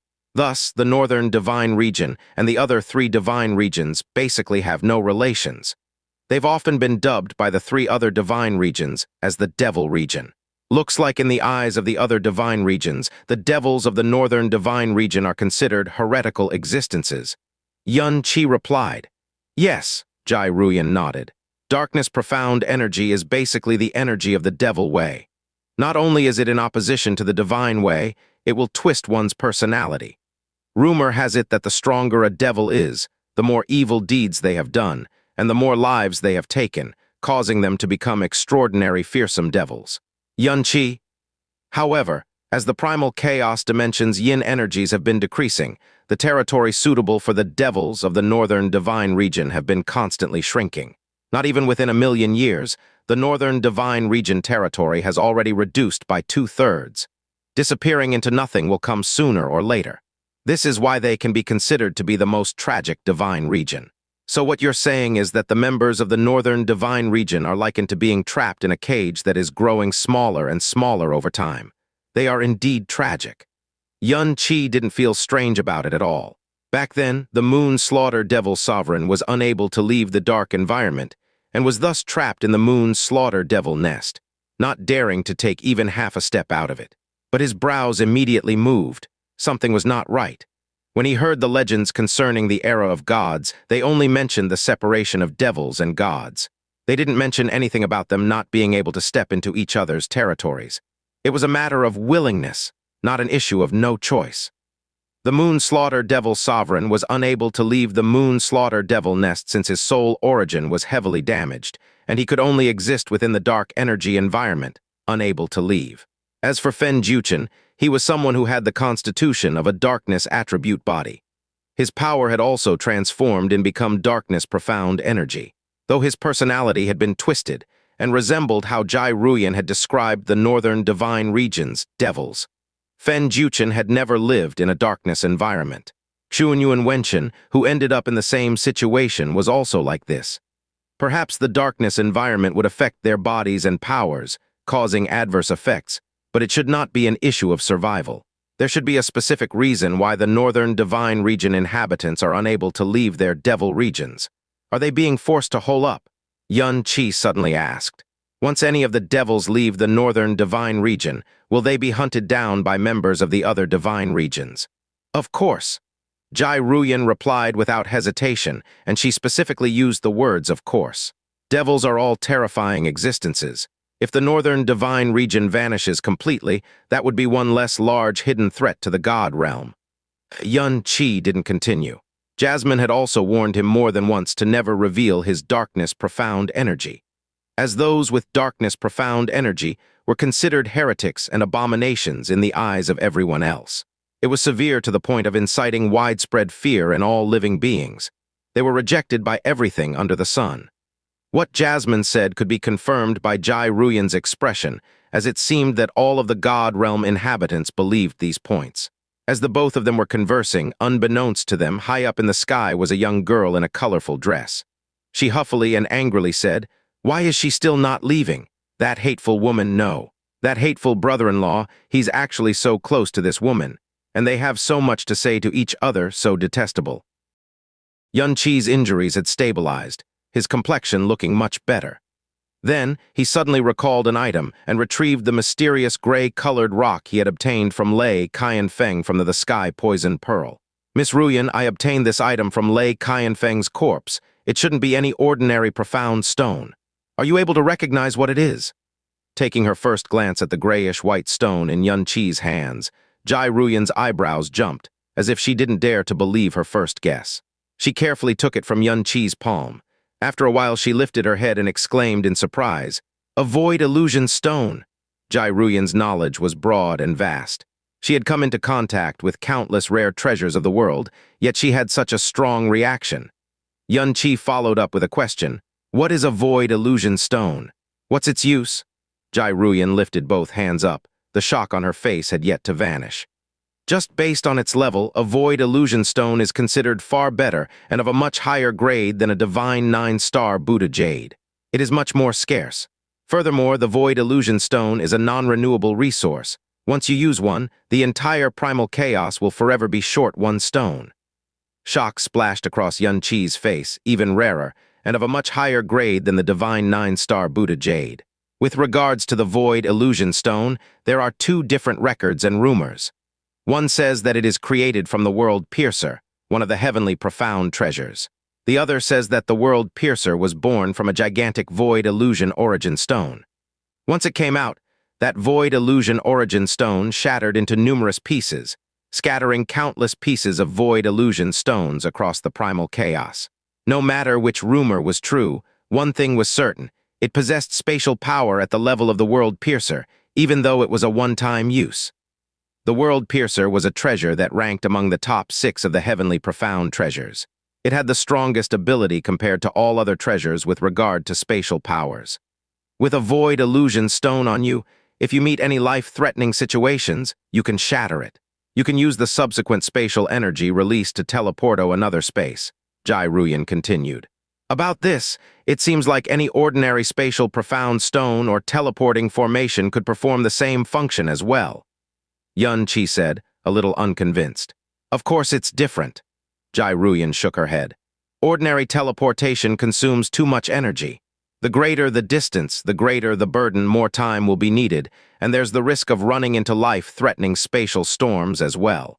The Void Illusion Stone has no limit to its teleportation distance and can instantaneously teleport the user anywhere within the primal chaos, no matter how far the location is. Even if it's teleporting from the extreme north of the primal chaos to the extreme south, it'd be done within an instant. Ordinary teleportation will always leave traces behind. Against strong opponents, they can easily track one down spatial traces. The Void Illusion Stone doesn't have this problem. It doesn't leave any trace behind, and even if someone was extremely skilled in the laws of space, they still would not be able to track you down. After she finished, she raised an eyebrow, mumbling to herself, "Strange, why would Lei Qianfeng carry a Void Illusion Stone on him, and why didn't he use it before he died? Does that mean having it on oneself is like gaining an additional life?" Xianxia asked. Of course, this is recognized in the God realm as the strongest life-saving treasure. Jai Ruyan laughed. If you one day find yourself forced into a dead end by a figure like a realm king, you can always easily escape. Congratulations, sir, for obtaining such a godly item.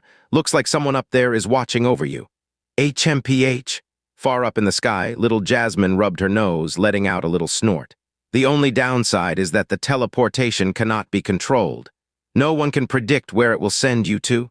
Spatial power at the world piercer level is simply not something an ordinary person can control. After taking back the Void Illusion Stone, Xianxia felt an additional sense of security. This inconspicuous rock he took from Lei Qianfeng's body turned out to be such a mighty life-saving treasure. Furthermore, he now had the divine 9-star Buddha Jade with him, as well as 2 profound imagery stones, which gave him huge leverage over the divine martial realm. Lei Qianfeng had been an evildoer of countless heinous deeds, but after his death, he was literally Xianxia's guardian angel. Any news with regards to the immortal Emperor Grass? Xianxia asked. Jai Ruyan shook her head. My father has exerted his best effort. Born from the Black Feather Merchant Guild, which honors both promises and benefaction, he will never forget the grace and favor you've given us, and even constantly laments about how to repay you.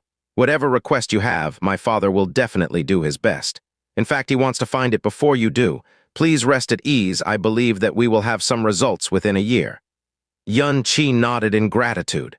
Thank you for your help. Jai Ruyan softly smiled and shook her head. She looked at Xianxia with her beautiful eyes and suddenly but softly asked, May I ask if I have the luck to know Sir Ling Yun's real name? Her gaze was as clear as water, as soft as the clouds. She had nothing but the sincerest of intentions. Xianxia. Without much consideration, Xianxia slowly replied. He had initially kept his real name a secret, since he was worried that news would travel to the Snow Song realm. While in the Darkia realm, he had already built up enough trust between Ruyan and himself. As such, he didn't feel the need to keep his real name from her. Her lips softly pressed together and her beautiful eyes shone with brilliance. She gently replied, Ruyan will remember these 2 words for the rest of my life. Brother-in-law. Just as Jai Ruyan finished speaking, a sharp and shrill voice of a young girl shot down from above, surprising both of them. Little Jasmine landed and slid beside Xianxia. Brother-in-law, what are you doing? Why are you injured again? Jai Ruyan's mouth was agape. She looked at this cute little fairy-tale-like princess in a colorful dress. Sir, she called you brother-in-law. Little Jasmine seemed to only just notice her presence and turned in her direction, suspiciously eyeing her. Brother-in-law, who is this auntie? Before Xianxia or Jai Ruyan could react, Little Jasmine suddenly shouted in a shrill voice. Ah, brother-in-law, you're actually fooling around behind Big Sister's back. How could you do this? Big Sister has always treated you so well. She's loved you to the point of suffering so many injustices. But not only do you not care about her, you're actually cuddling up to another woman. You're so cruel. Woo, Big Sister's so pitiful. Little Sister. Once Little Jasmine appeared, Jai Ruyan had begun to feel a slight hostility from her. Sir and I are actually not brother-in-law. Little Jasmine didn't care about whatever she was going to say and continued berating Xianxia in a loud manner. How can you answer to Big Sister for this? And not only is this woman older than Big Sister, she's uglier than Big Sister. And she's not as gentle as Big Sister. Except for the fact that her chest is slightly bigger, how can she ever compare to Big Sister? Why you? Actually, I'm going home to tell Big Sister. She'll ignore you forever.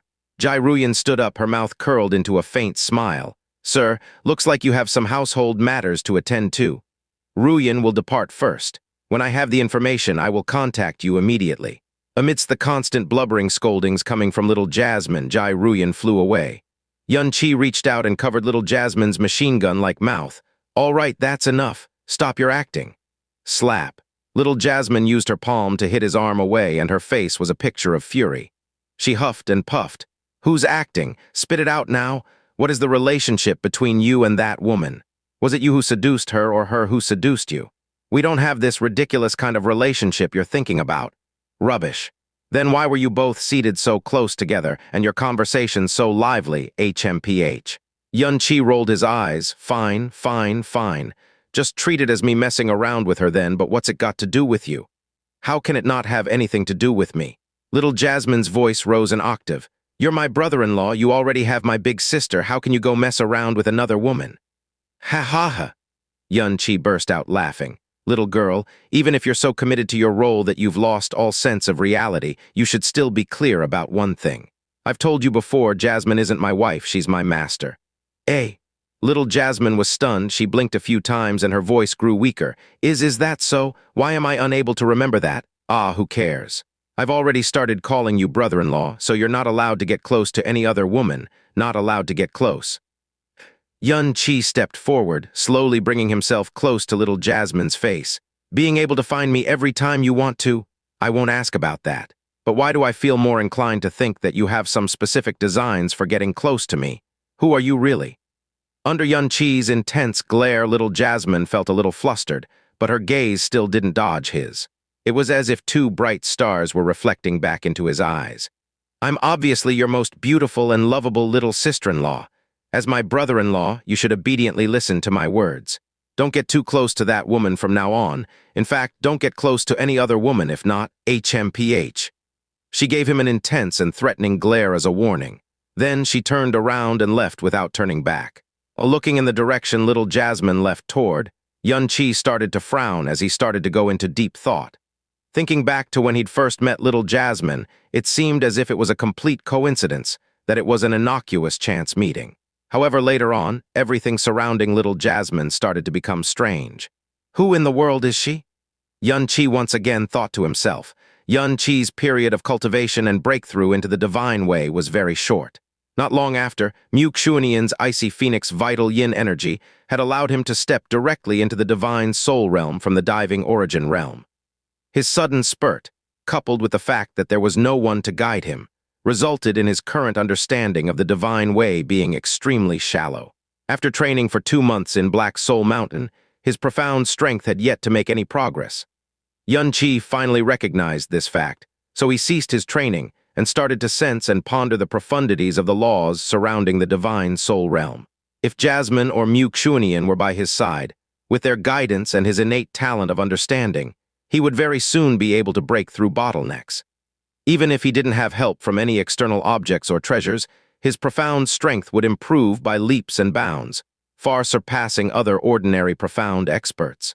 By himself, however, he wasn't even stable in the divine origin realm, so wanting to pass through the divine soul realm without help was a very difficult task.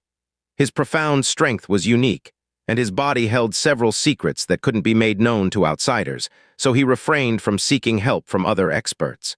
As a result, his knowledge and understanding of the divine way was so shallow that it made his progress extremely slow. Before he knew it, Xianxia had already spent 5 months in Black Soul Mountain. His profound strength was still in the second level of the divine soul realm. He hadn't made even the slightest bit of progress. Sigh.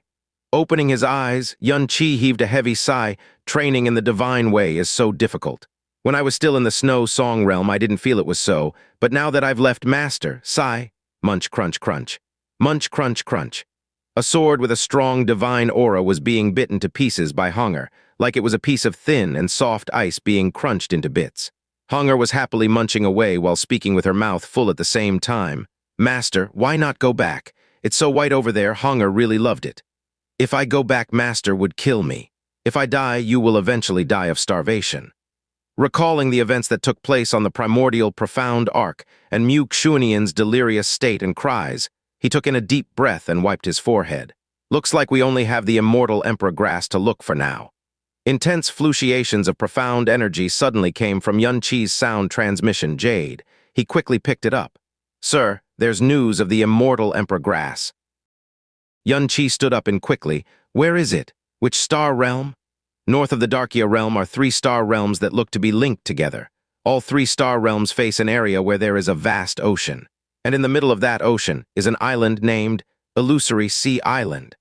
Undulations of the immortal emperor grass apparently originated from one of the ancient secret realms located on the island. The immortal emperor grass can only be birthed from the primal chaos and usually appears in ancient secret realms. It almost always appears in the secret realms of the upper or middle star realms. Its appearance this time in a lower star realm is an extremely rare sight. Lower star realm? Xianxia was surprised. That's right, this was supposed to be good news. But Illusory Sea Island doesn't have a fixed ruler and doesn't belong to any star realm. It's governed by all 3 ruling sects that control the 3-star realms. The island's secret realm, Illusory Sea Ancient Realm, needs all 3 of the ruling sects present to open it. Knowing that Xianxia was clueless about the various large star realms, she started to elaborate. The Illusory Sea Ancient Realm is a relatively well-known secret realm. Most of the secret realms in the lower realms have had their powers weakened. Some are already on the brink of collapsing. Although the Illusory Sea Ancient Realm is considered small, the energy and laws within it are extremely strong, with no sign of deterioration. Every time they open the realm, several fortuitous encounters and chances always appear. As such, the 3-star realms view the Illusory Sea Ancient Realm as a great treasure, but they have not excessively explored it and only open the realm every 50 years. It is mainly used to give their disciples a chance to temper themselves and seek fortuitous encounters. Who would expect that when they opened it this time, that they would discover such a high-ranked aura? The immortal emperor grass is an item that one can wish for but only find by chance in the upper star realms, let alone it appearing in a lower star realm. Once the realm kings of the 3 large star realms receive confirmation after ascertaining its aura, they will definitely personally head to Illusory Sea Island. They might even already be gathered inside the Illusory Sea Ancient Realm. Jai Ruyan warned with caution. The biggest question right now is, should the immortal Emperor Grass land in any of the Realm King's hands? No matter how many profound stones Father is willing to pay, he will be unable to buy it. After all, the ruler of a realm doesn't care about profound stones. What we'll have to do is trade a divine treasure of equal rank for the immortal Emperor Grass, but we're unable to do that. So although we have news, there isn't much hope for it. I hope that. Where is Illusory Sea Island? Xianxia hurriedly pressed. Is there a teleportation formation near that location? Jai Ruyan instantly understood his intentions and anxiously replied, Sir, you must not harbor such an intention. Illusory Sea Island is shared by those 3-star realms. Normally, ordinary outsiders won't be allowed to set foot on it, and with such an event occurring, they will definitely not let anyone near the place. Any further information is sure to be under complete lockdown. Is there or is there not? Xianxia pressed once more. There is indeed. The Darkia realm isn't really far from Illusory Sea Island, otherwise we wouldn't have received the news so soon. I'm heading to Darkia City right now. 6 hours later, Xianxia arrived in center of Darkia City, and Jai Ruyan was already waiting for him. We've just received information. All 3 great realm kings of the 3-star realms have personally arrived at the Illusory Sea Ancient Realm. They've traced the aura of the immortal Emperor Grass to its source. They found that deep underground there was a previously undiscovered sealing profound formation. It looks like it's protecting a huge underground palace. Does this mean that the immortal Emperor Grass ought to be within that underground palace? Xianxia asked solemnly. That should be the case. However, that sealing profound formation has been around for an extremely long time, but its remnant power still remains frighteningly strong. Even the combined efforts of the 3 realm kings are unable to break it within a short period of time. But as time drags on, should this news spread, and the middle or upper star realms learn of the existence of the immortal Emperor Grass, even if that is their territory, they can forget about obtaining the immortal Emperor Grass. So right now, the 3 ruling sects have expended all their efforts in spreading the news and inviting all the large sects and experts from their 3-star realms to gather together in breaking the formation. Their conditions for helping with the formation breaking is that their sects will be able to send a number of their own disciples, along with the 3 ruling sects, to explore the Illusory Sea Ancient Realm. After reporting the important news in one long breath, Jai Ruyan finally took in another breath of air. She wore a complex expression. Due to your stubborn personality, I know that I won't be able to talk you out of whatever you've decided. This time, they've invited several strong experts to the underground palace to break the seal, so it is the best chance for you to enter into the secret realm. It's just that those three ruling sects' powers and ability are vastly superior to the soul sects. After breaking through the seal, the immortal Emperor Grass might not even be personally retrieved by the three great realm kings. What I'm saying is, if things don't look good, I highly advise you not to rashly take risks. Perhaps even before you head back here, Father might have already sent good news from over there. Jai Ruyan was genuinely concerned and worried for Xianxia, and she silently berated herself for her inability. Xianxia grinned. Although hope is thin and the stakes are high, if I don't personally head there, I'll always feel unreconciled. But don't worry, even though I really want to obtain the immortal Emperor Grass, I'm not desperately foolish to the point of being suicidal. If I can't even find the slightest chance, I'll just obediently come back here. Jai Ruyan relaxed a little after hearing this. The dimensional formation has been prepared. We can send you to the sea-gazing realm, one of the 3-star realms. From the sea-gazing realm, you can continue heading north. After crossing an ocean of about 10,000 kilometers, you'll reach Illusory Sea Island. With your speed, you'll reach there in about a day. I'll send the Illusory Sea Island's location and information pertaining to the 3-star realms via a mind imprint. When you get to the island, you'll have to rely on yourself. One day later at Illusory Sea Island. Illusory Sea Island was smaller than expected.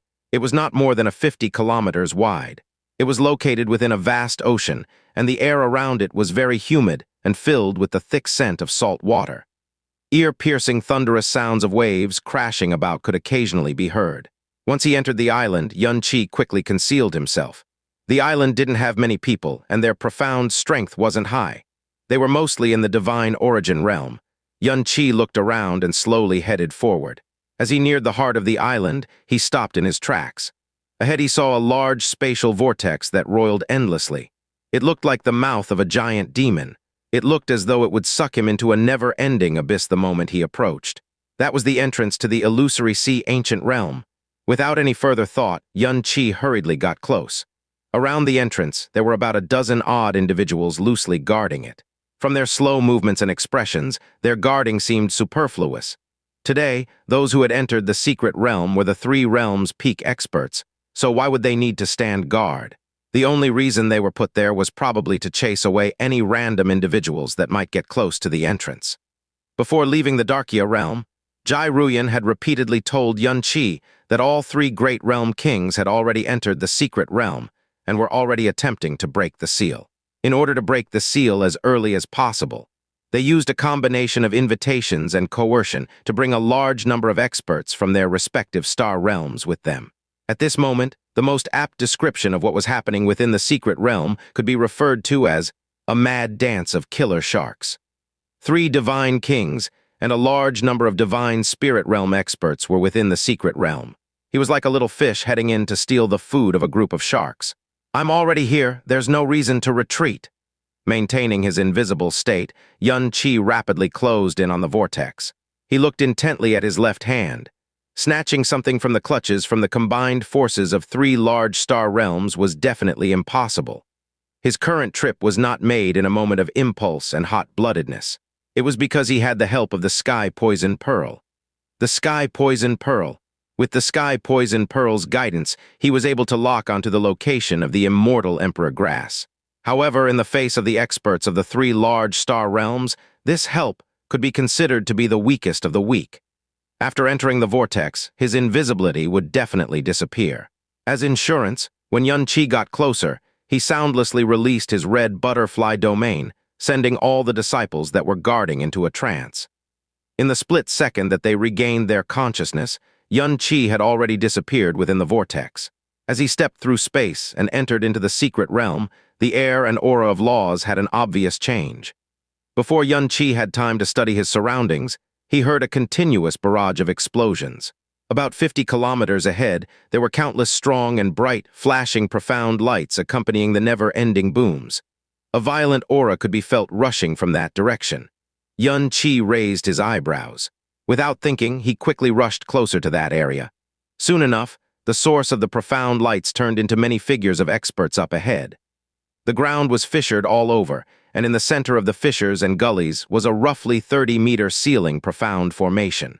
Although it looked weak, it had a very thick ancient aura about it, as if it was made entirely of glowing profound stones. Above the formation were 100-odd figures floating in the air. They had released their profound energies and consolidated them into a stream of terrifying profound energy which rushed and unceasingly struck against the seal.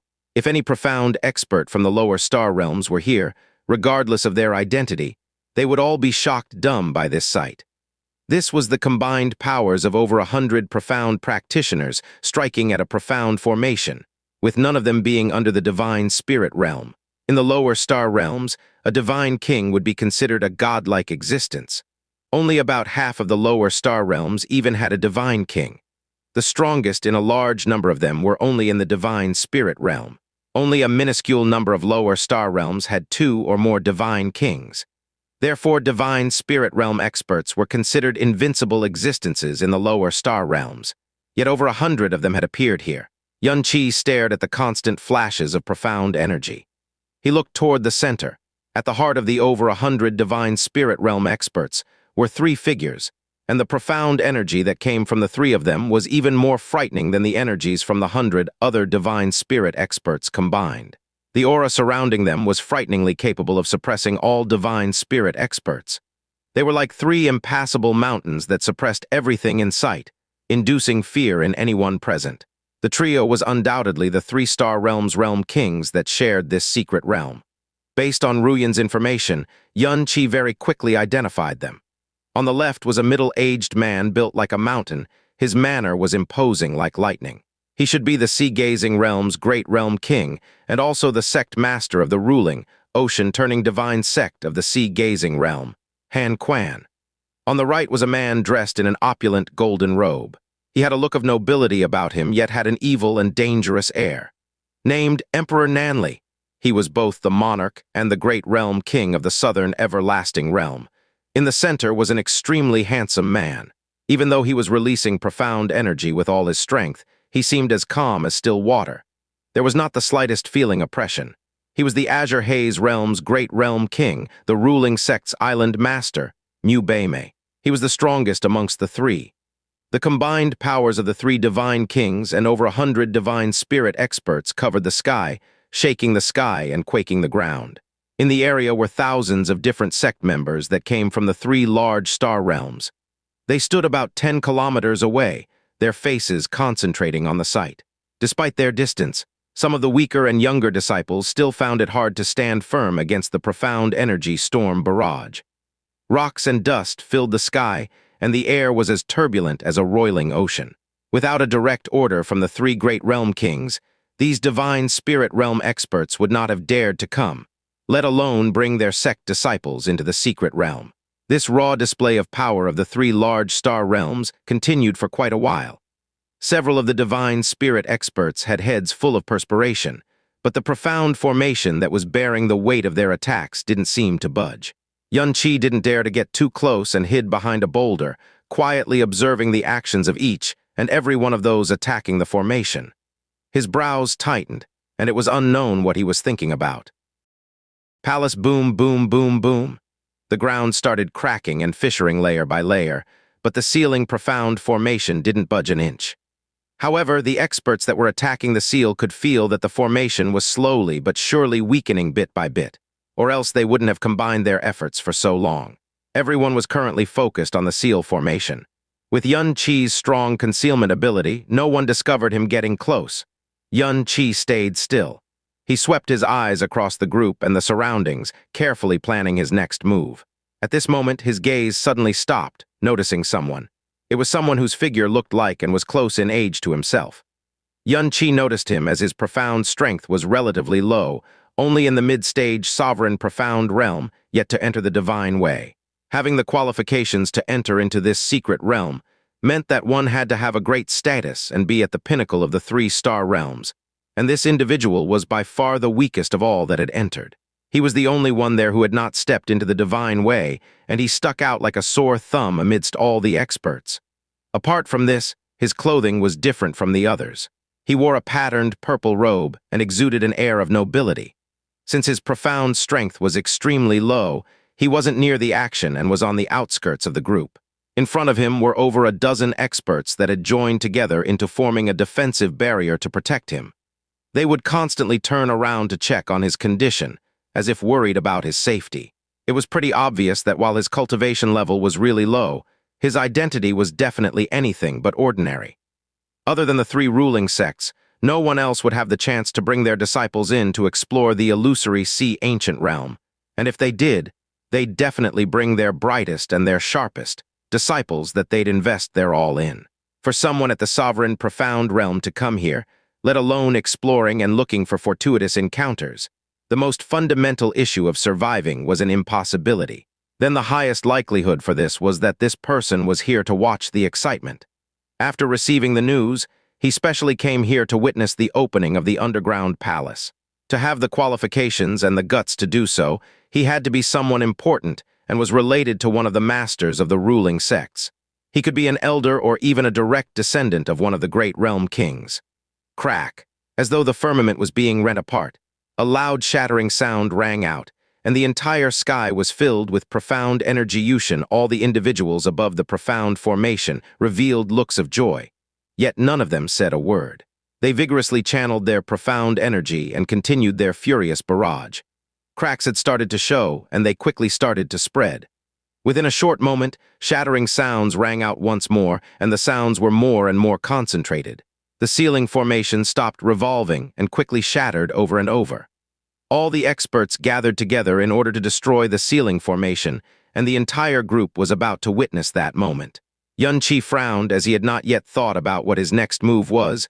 Only the three realm kings would personally enter. The rest were not pinnacle characters of the three great star realms.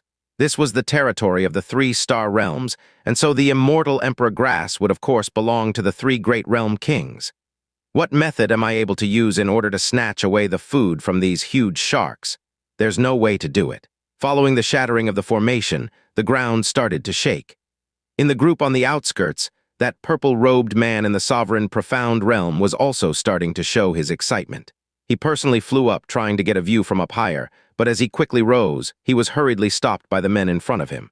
"Young master, don't be rash, it's too dangerous." His guards held him back anxiously, saying, "The seal is about to break. The island master has said before that once the seal breaks, there will most likely be a burst of violent, profound energy streams. For the sake of your safety, we should move further away." Island master. These two words caused Xianxia to raise both his eyebrows. Island master of the Azure Haze Realms Wood Sun Island. Mubeme. Was he Mubeme's son? That purple-garbed youth broke out into laughter. "Ha ha, what a joke. Royal father is here, why would I be in any danger? If we retreat, won't we be a bunch of scared mice? A joke to others." That guard knew that he couldn't stop him with his advice and could only shout an order to the other guards. "All of you give your greatest focus now. Make sure young master is safe."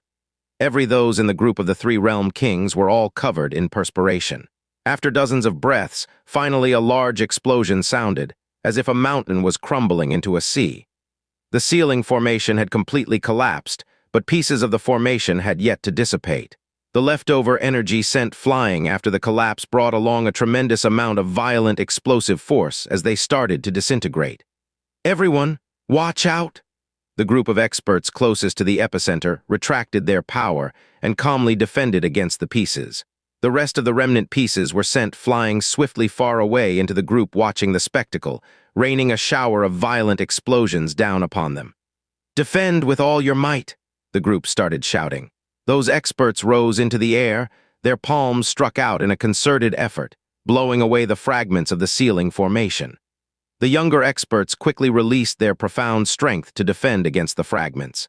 These were but fragments of a broken, profound formation, and the bulk of it was already dissipated by the main group. For these experts, they didn't pose much of a threat. Even if they were hit smack in the face, they would at most suffer some superficial wounds. But within this group of experts, there was an exception. "Young master, watch out." Several tens of fragments smashed downward from above the purple-robed young man. All the guards in front of him used everything they had to block them for him, but after a sudden explosion, their defense was shattered and they were all sent flying. A single fragment that escaped their blockade started to fall, heading straight for the purple-robed youth. It was as if death was coming down for him. Though the profound formation fragment's energy was very weak, to the sovereign profound young man, it was an annihilation that he was powerless against. Just the aura from it suppressed him completely like a heavy mountain, freezing his blood. He couldn't move at all, and the only thing he could do was cry out in despair. "Young master! Chunner!" Members of Woodsun Island all screamed in shock, unable to help. Mu Beimei himself was tens of kilometers away. Even if he could tear through space and teleport there, he'd be unable to make it in time. Xianxia's eyes shone with brilliance. Several thoughts flashed through his mind, and he ultimately dashed out, firing off a phoenix arrow. Bang! The phoenix arrow struck the fragment, blasting it apart. Although the young man wasn't hit directly, the force from the blast wasn't something that he could bear, and he was sent flying away violently. He fell to the ground while letting out miserable cries. "Young master!" Woodsun Island's members were briefly stunned by this, after which they rushed over at top speed and lifted the young man up. A few others anxiously checked him for injuries. Whoosh! A violent wind swept across the area, and a middle-aged man in green descended from the sky. He landed beside the purple-robed young man. It was the great realm king of the Azure Haze realm, island master of the Woodsun Island, Mu Beimei. He quickly placed his hands against the young man's chest before his expression started to slowly calm down. "Royal father!" Looking at Mu Beimei, the fear in the young man's eyes started to subside, but he immediately cried out in pain. "Ayah! It's so painful. Are both my legs crippled? Island master, please rest at ease. Young master has only suffered injuries to his left shoulder and left thigh. His internal injuries are not heavy. His injuries are definitely not life-threatening. He'll make a full recovery in at most half a month." A leader of the guard reported to the island master as he made his assessment. "Luckily this man helped out. If not, I cannot imagine the consequences." "What do you mean my injuries are not heavy? I'm going to die?" groaned the young man. Looking at the young man, Xianxia rubbed his nose and thought, "Looks like I've saved a fool." No wonder, even though he's the son of a great realm king and has access to the best environment and resources, his profound cultivation is still so ordinary. "Calm down. If he said you'll be fine, you'll be fine." Mu Beimei seemed to be extremely fond of this son. He comforted him with a few words and then stood back up. He didn't berate those guards who were now trembling for being inept, but headed straight towards Xianxia, revealing a smile of gratitude. "Thank you, little brother, for helping just now, or else his little life would have been lost right here." Finishing, he put both arms at his side, standing straight, and gave Xianxia a bow of respect. This gesture left Xianxia in great shock. This man in front of him wasn't only a senior in terms of age, he also was the ruler of a realm king. Although he had saved his son based on Beimei's strength and identity, this gesture would leave anyone jumping in fright. He hurriedly returned the gesture, face full of surprise. "Island Master Mu, this is nothing. Junior has long since heard the fame of Island Master Mu. Being able to rescue Island Master's son is Junior's fortune. I cannot bear such a deep gesture from Island Master." "Ha ha ha, a life-saving grace is worth it," Mu Beimei laughed. His demeanor was calm, not having at all the pressure or suppression that a ruler of a realm would have. He turned around. "Chunner, hurry up and thank your benefactor." "Ah!" The purple-robed young man was still groaning in pain. He looked at Xianxia with a fierce glare and shouted, "Why should I thank him? He nearly caused my death. If not for him and if royal father had personally made a move, I wouldn't have. Why, so painful." Xianxia. "Sigh." Mu Beimei shook his head, turning towards Xianxia. "Little brother, please don't be offended. My son has been spoiled by his mother since he was young. He's still green with respect to some basic courtesies. This Mu will take the place of my son, Mu Tangchen, in thanking you. With regards to today's matter, I will definitely reward you handsomely." I wouldn't dare." Xianxia's face was still full of shock. Mu Tangchen, this name sounded so nice to the ears. "Hey he." At this moment, a sarcastic voice suddenly sounded. "Old man Mu, since your son is already half dead, why are you still staying here? Hurry up and send your son home to recover. If you continue to delay and he loses his life, that'd be bad. After all, it's only a tiny little stalk of immortal emperor grass. How can it be compared to your treasure of a son? Don't you agree, Sect Master Han?" As he was speaking, a figure started to slowly descend. His eye-catching golden attire was evidence of who he was. The Southern Everlasting Realm's great realm king, Emperor Nanli. By his side was the well-built man, Han Quan, great realm king of the sea-gazing realm. He placidly uttered, "Island Master Mu, you should go back and properly take care of your son." "Ho ho ho." Mu Beimei didn't seem to be angry, but instead grinned. I'm afraid I'll disappoint the both of you.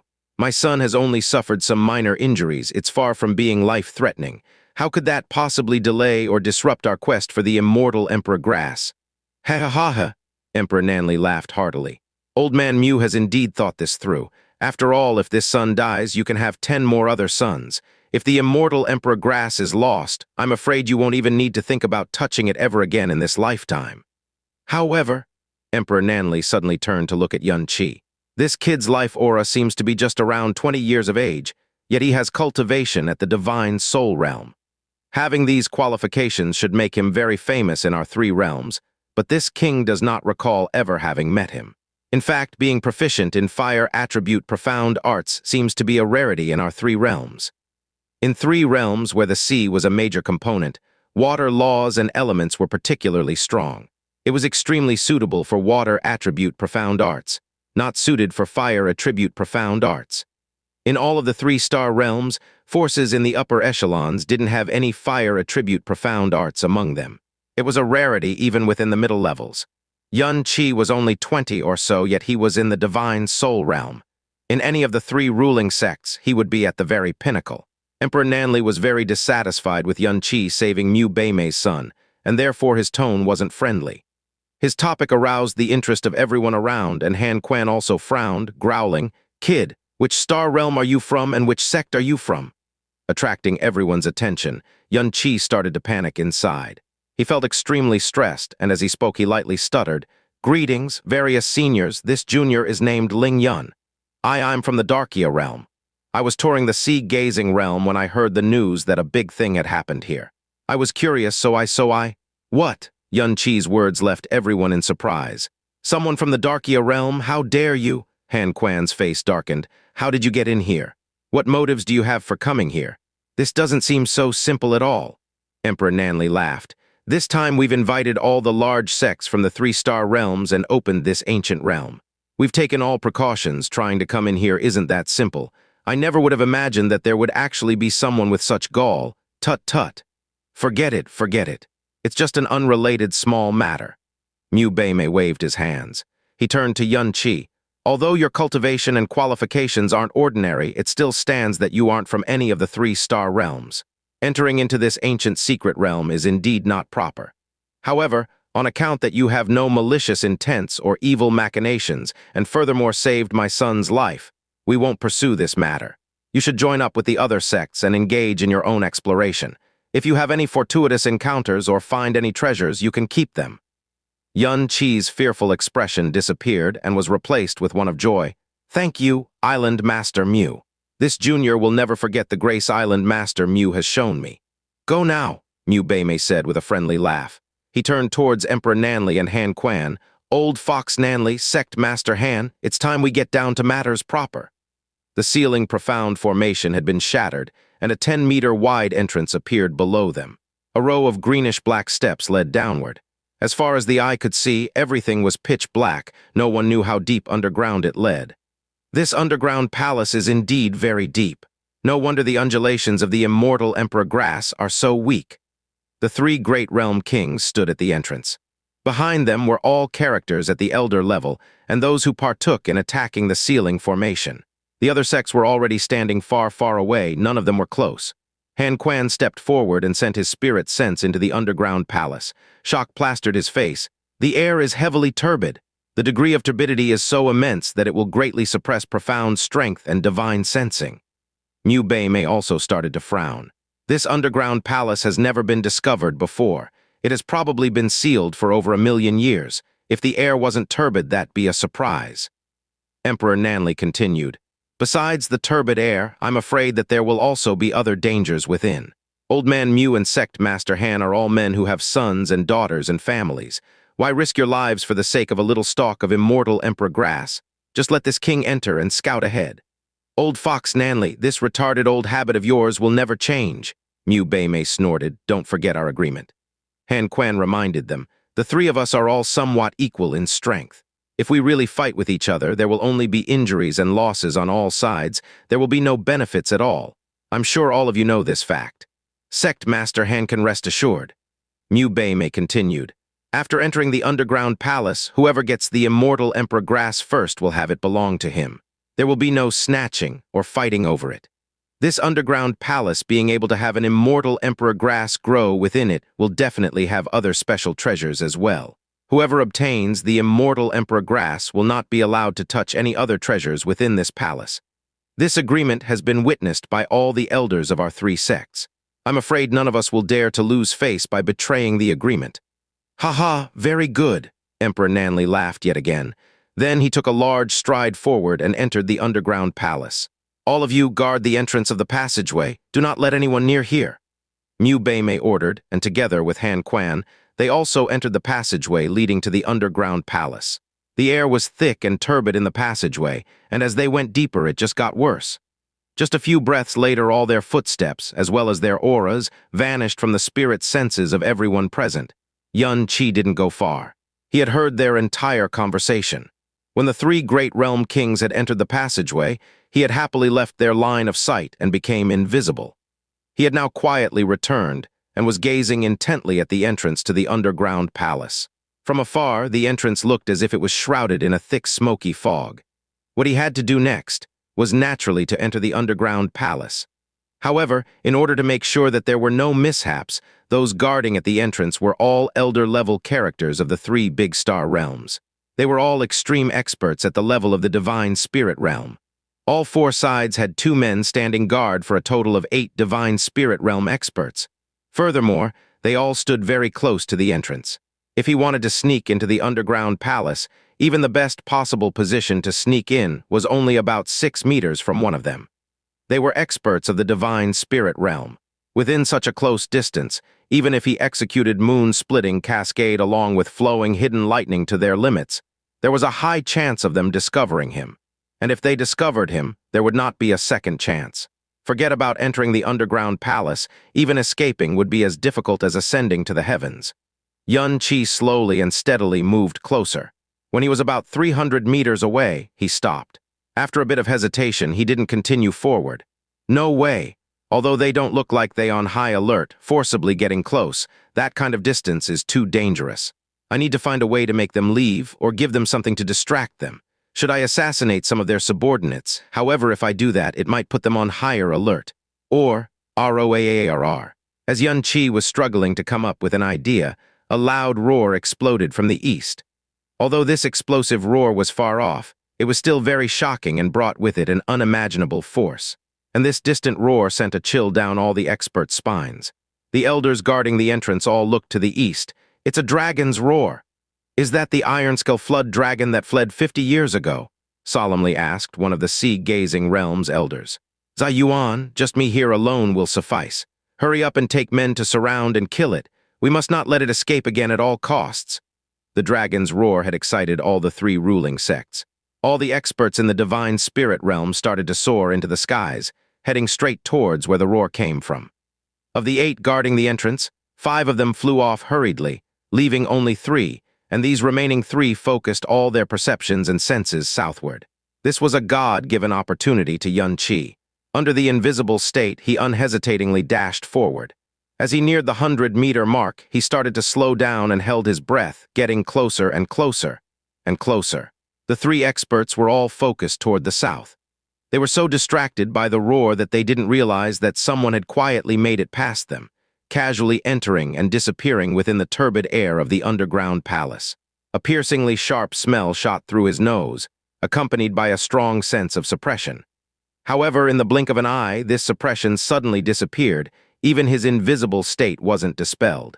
The only thing affected was his spirit perception, which was restricted. He had finally entered the underground palace. He breathed a sigh of relief and didn't remove his invisibility. Ahead of him was all darkness. He stepped forward bit by bit on the ice-cold rock beneath his feet, without a sound and not daring to light a fire to guide his way. He had spread his spirit sense to its greatest limits to sense what was around him. He hadn't forgotten that there were 3 great realm kings who had also entered into the underground palace. Any one of them could easily crush him like a bug. He could not let them discover his presence. The turbid air restricted his spirit sense, which would similarly restrict the 3 realm kings. This provided a layer of protection for him. What he had to do next was to completely avoid the three Realm Kings and use the Sky Poison Pearl's detection abilities to find the immortal Emperor Grass before they did. But this underground palace was huge, and the layout was extremely complicated as well. If there was only one road to the immortal Emperor Grass, then avoiding them would be an impossibility. As he got used to the thick turbid air and the darkness, Xianxia carefully sensed his surroundings and quickly picked up his pace. However, after walking for a period of time forward, ahead of him was still a very long passageway. There was no splitting path, there wasn't even any sign of an end. Xianxia started to feel uneasy. At this moment, a weak sound traveled from the front. "Old Fox Nanley, looks like this king's son was fortunate enough and didn't die. You must be very disappointed." This was Mu Beimei's voice. "That's a given. Every time I think of how I will have to let my exquisite little daughter marry to that useless son of yours, this king always feels a pain in my chest," Emperor Nanley replied in a sarcastic tone of voice. "Exquisite, HMPH, as expected of a pig you've raised. No matter how fat and ugly it is, you still consider it a treasure," Mu Beimei mocked. The both of them were constantly at loggerheads. From the way they addressed each other to how they always said the opposite things, it seemed like they even harbored some animosity and malicious intent within their words towards each other. But despite all this, neither of them got angry at all, as if they were used to it. Xianxia's speed wasn't quick, yet he had caught up to them. This was because under the conditions of the turbid air, they were also being very careful as they proceeded. Xianxia stopped in his tracks. From the voices and his sensing, he was only about 300 meters away from the three Realm Kings. If it were any other time, he would have most likely been discovered at this distance. But thanks to the strangely heavy and turbid air, he wasn't in any immediate danger. However, he still didn't dare get any closer. He slowed his pace to a crawl as he heard their voices and maintained a fixed distance from them, following right behind without a sound. He could only do this, unable to retreat or advance. The depths of the underground palace were mind-blowing. Despite pressing forward for a long time in the thick turbid air, the passageway was still as narrow as ever. Xianxia maintained his invisible state as he carefully followed behind the three men. He had no way of going past them. He felt uneasy, but he wasn't anxious. "Why aren't we at the bottom yet? How deep is this place?" "The turbid air is growing heavier and heavier, but the passageway is now level. We should find the exit soon." "Hold on, what is this smell?" "It's poison." "Fall back." The sounds coming from his front took a sudden turn. All three auras of the three great Realm Kings were then charging toward Xianxia. Startled, Xianxia stopped in his tracks. He kept his cool and didn't retreat. Instead, he firmly held his ground and held his breath. Luckily, all the auras of the three Realm Kings also stopped and stayed there. They didn't sense him even though they were now currently nearer to him than before. Poison. Xianxia slowly stepped backwards, raising his eyebrows. In front of the three Realm Kings, within the thick and dark, turbid air was an additional layer of dark green. This dark green miasma was swirling around, blocking the exit of the passageway. It didn't spread out as if it was locked within that area. Mu Beimei, Emperor Nanley, and Han Quan all stood in front of the poisonous miasma. The expressions on their faces were dark. They quickly circulated their profound energies to expel the poison in them. After a period of time, their faces slowly regained their color. "What a powerful poison! If we were just a bit slower, I'm afraid our journey would have ended here." Han Quan's heart was pounding. It's something left behind from the primordial era, after all. Emperor Nanley took half a step back. Countless years had passed since the era of the gods, so most of the poisonous miasma should have been dissipated.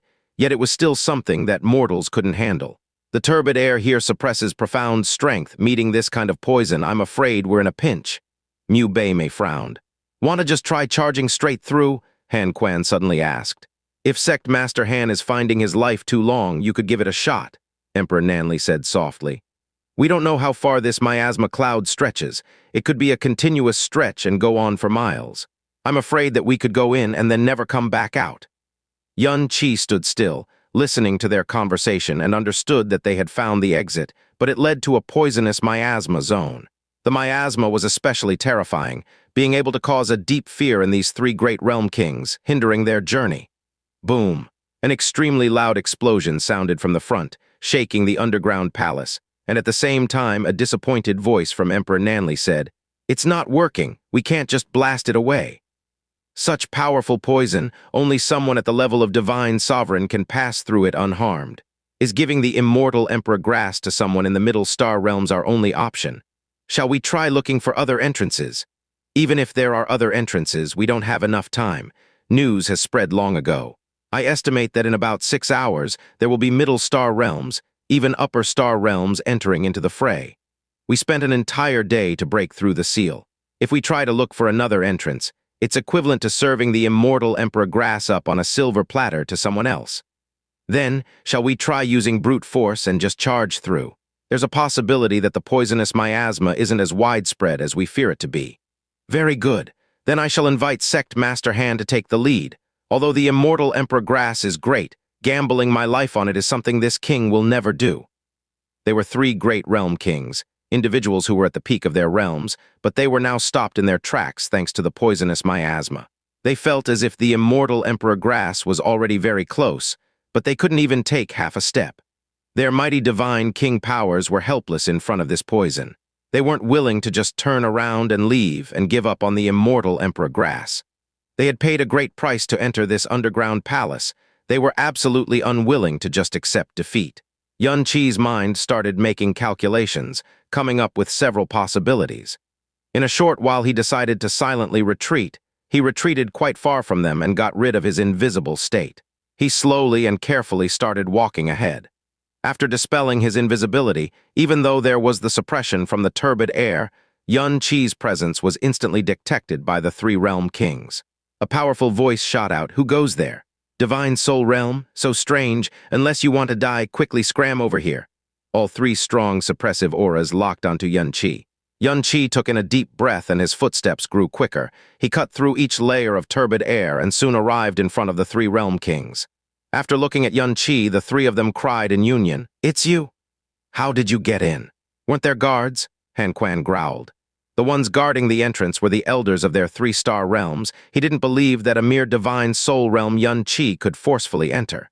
Xianxia's face was full of fear and unease. He hurriedly replied, "Junior found a fortuitous encounter, entered a spatial formation, and then I suddenly found myself here. I never would have expected it to be the underground palace that your majesties entered into. I didn't intend to intrude." Spatial formation? All 3 realm kings had faces full of suspicion, but they could not believe it, as forcing his way in through the entrance would have been impossible. Emperor Nanli gave out a cold laugh. "This king recalls your name is Ling Yun, am I right? Entering a spatial formation by mistake." "Heh, is that true?" Mu Beimei lifted his hand. "It could be possible.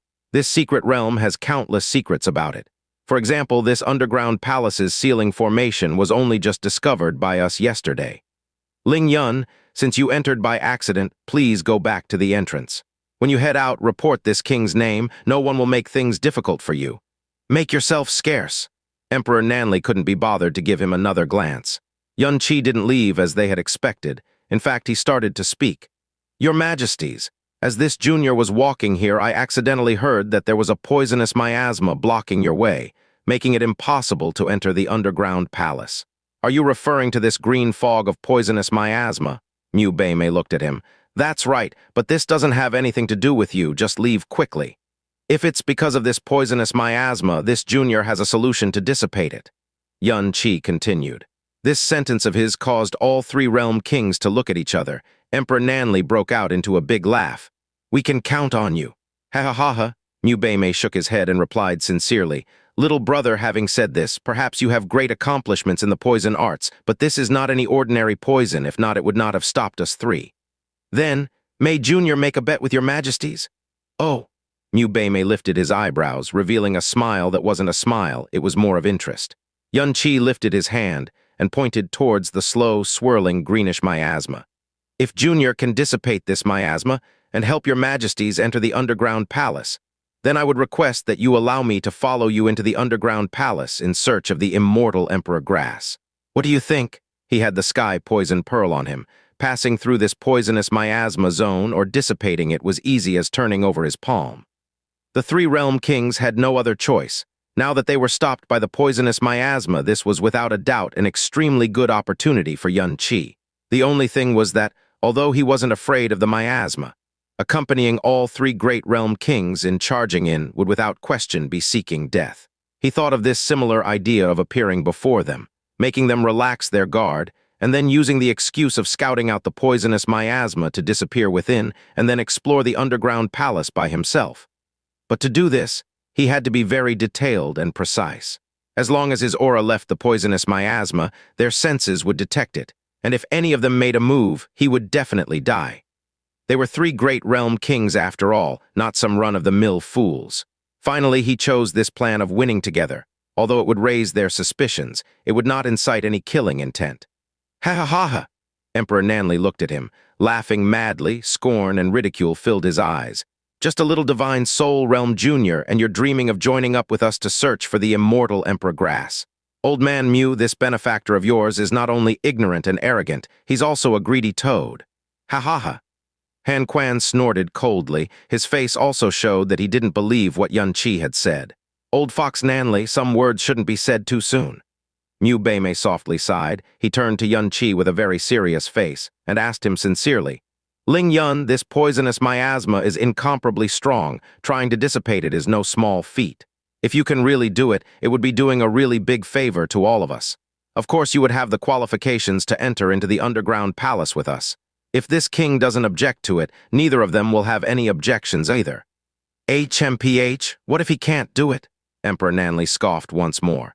If he can't, then so what? Mu Beimei sniped at him. If he can do it, it's equivalent to the heavens helping us. Even if he can't, you won't even lose a strand of hair. Old Fox, you're really getting more muddled as you grow older. Emperor Nanli lowered both his eyebrows and beamed. Old Man Mew is really Old Man Mew indeed, kek. This sentence of his seemed to hold some other meaning within, but he didn't carry on. Xianxia revealed an expression of gratefulness.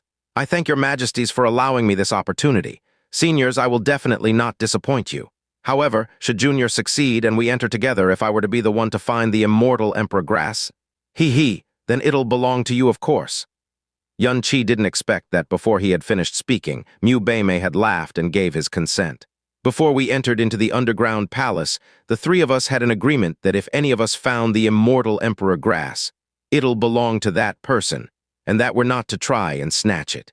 If you're really able to dissipate this poisonous miasma and allow us to enter the underground palace, you'll of course be included in the agreement. After all, this king isn't one that goes back on his word, and these 2 are also not shameless villains. Looks like Old Man Mew really believes in this kid's ability to remove the poisonous miasma. Well, this king will then have the opportunity to see an eye-opening feat. Emperor Nanli laughed coldly, still not believing Xianxia's words. Great! Junior does not dare suspect your majesties. Xianxia nodded, and then, without a further word, walked past them and stood in front of the poisonous miasma. He slowly lifted his left arm. His left hand held a shining piece of profound stone that emitted bright jade-green light. The profound stone was half the size of a fist. The green light pulsed and the energy emitted wasn't strong but was pure. Emperor Nanli snorted. Just based on this? Haha, this is simply a huge Joe. But his sneering voice suddenly stopped.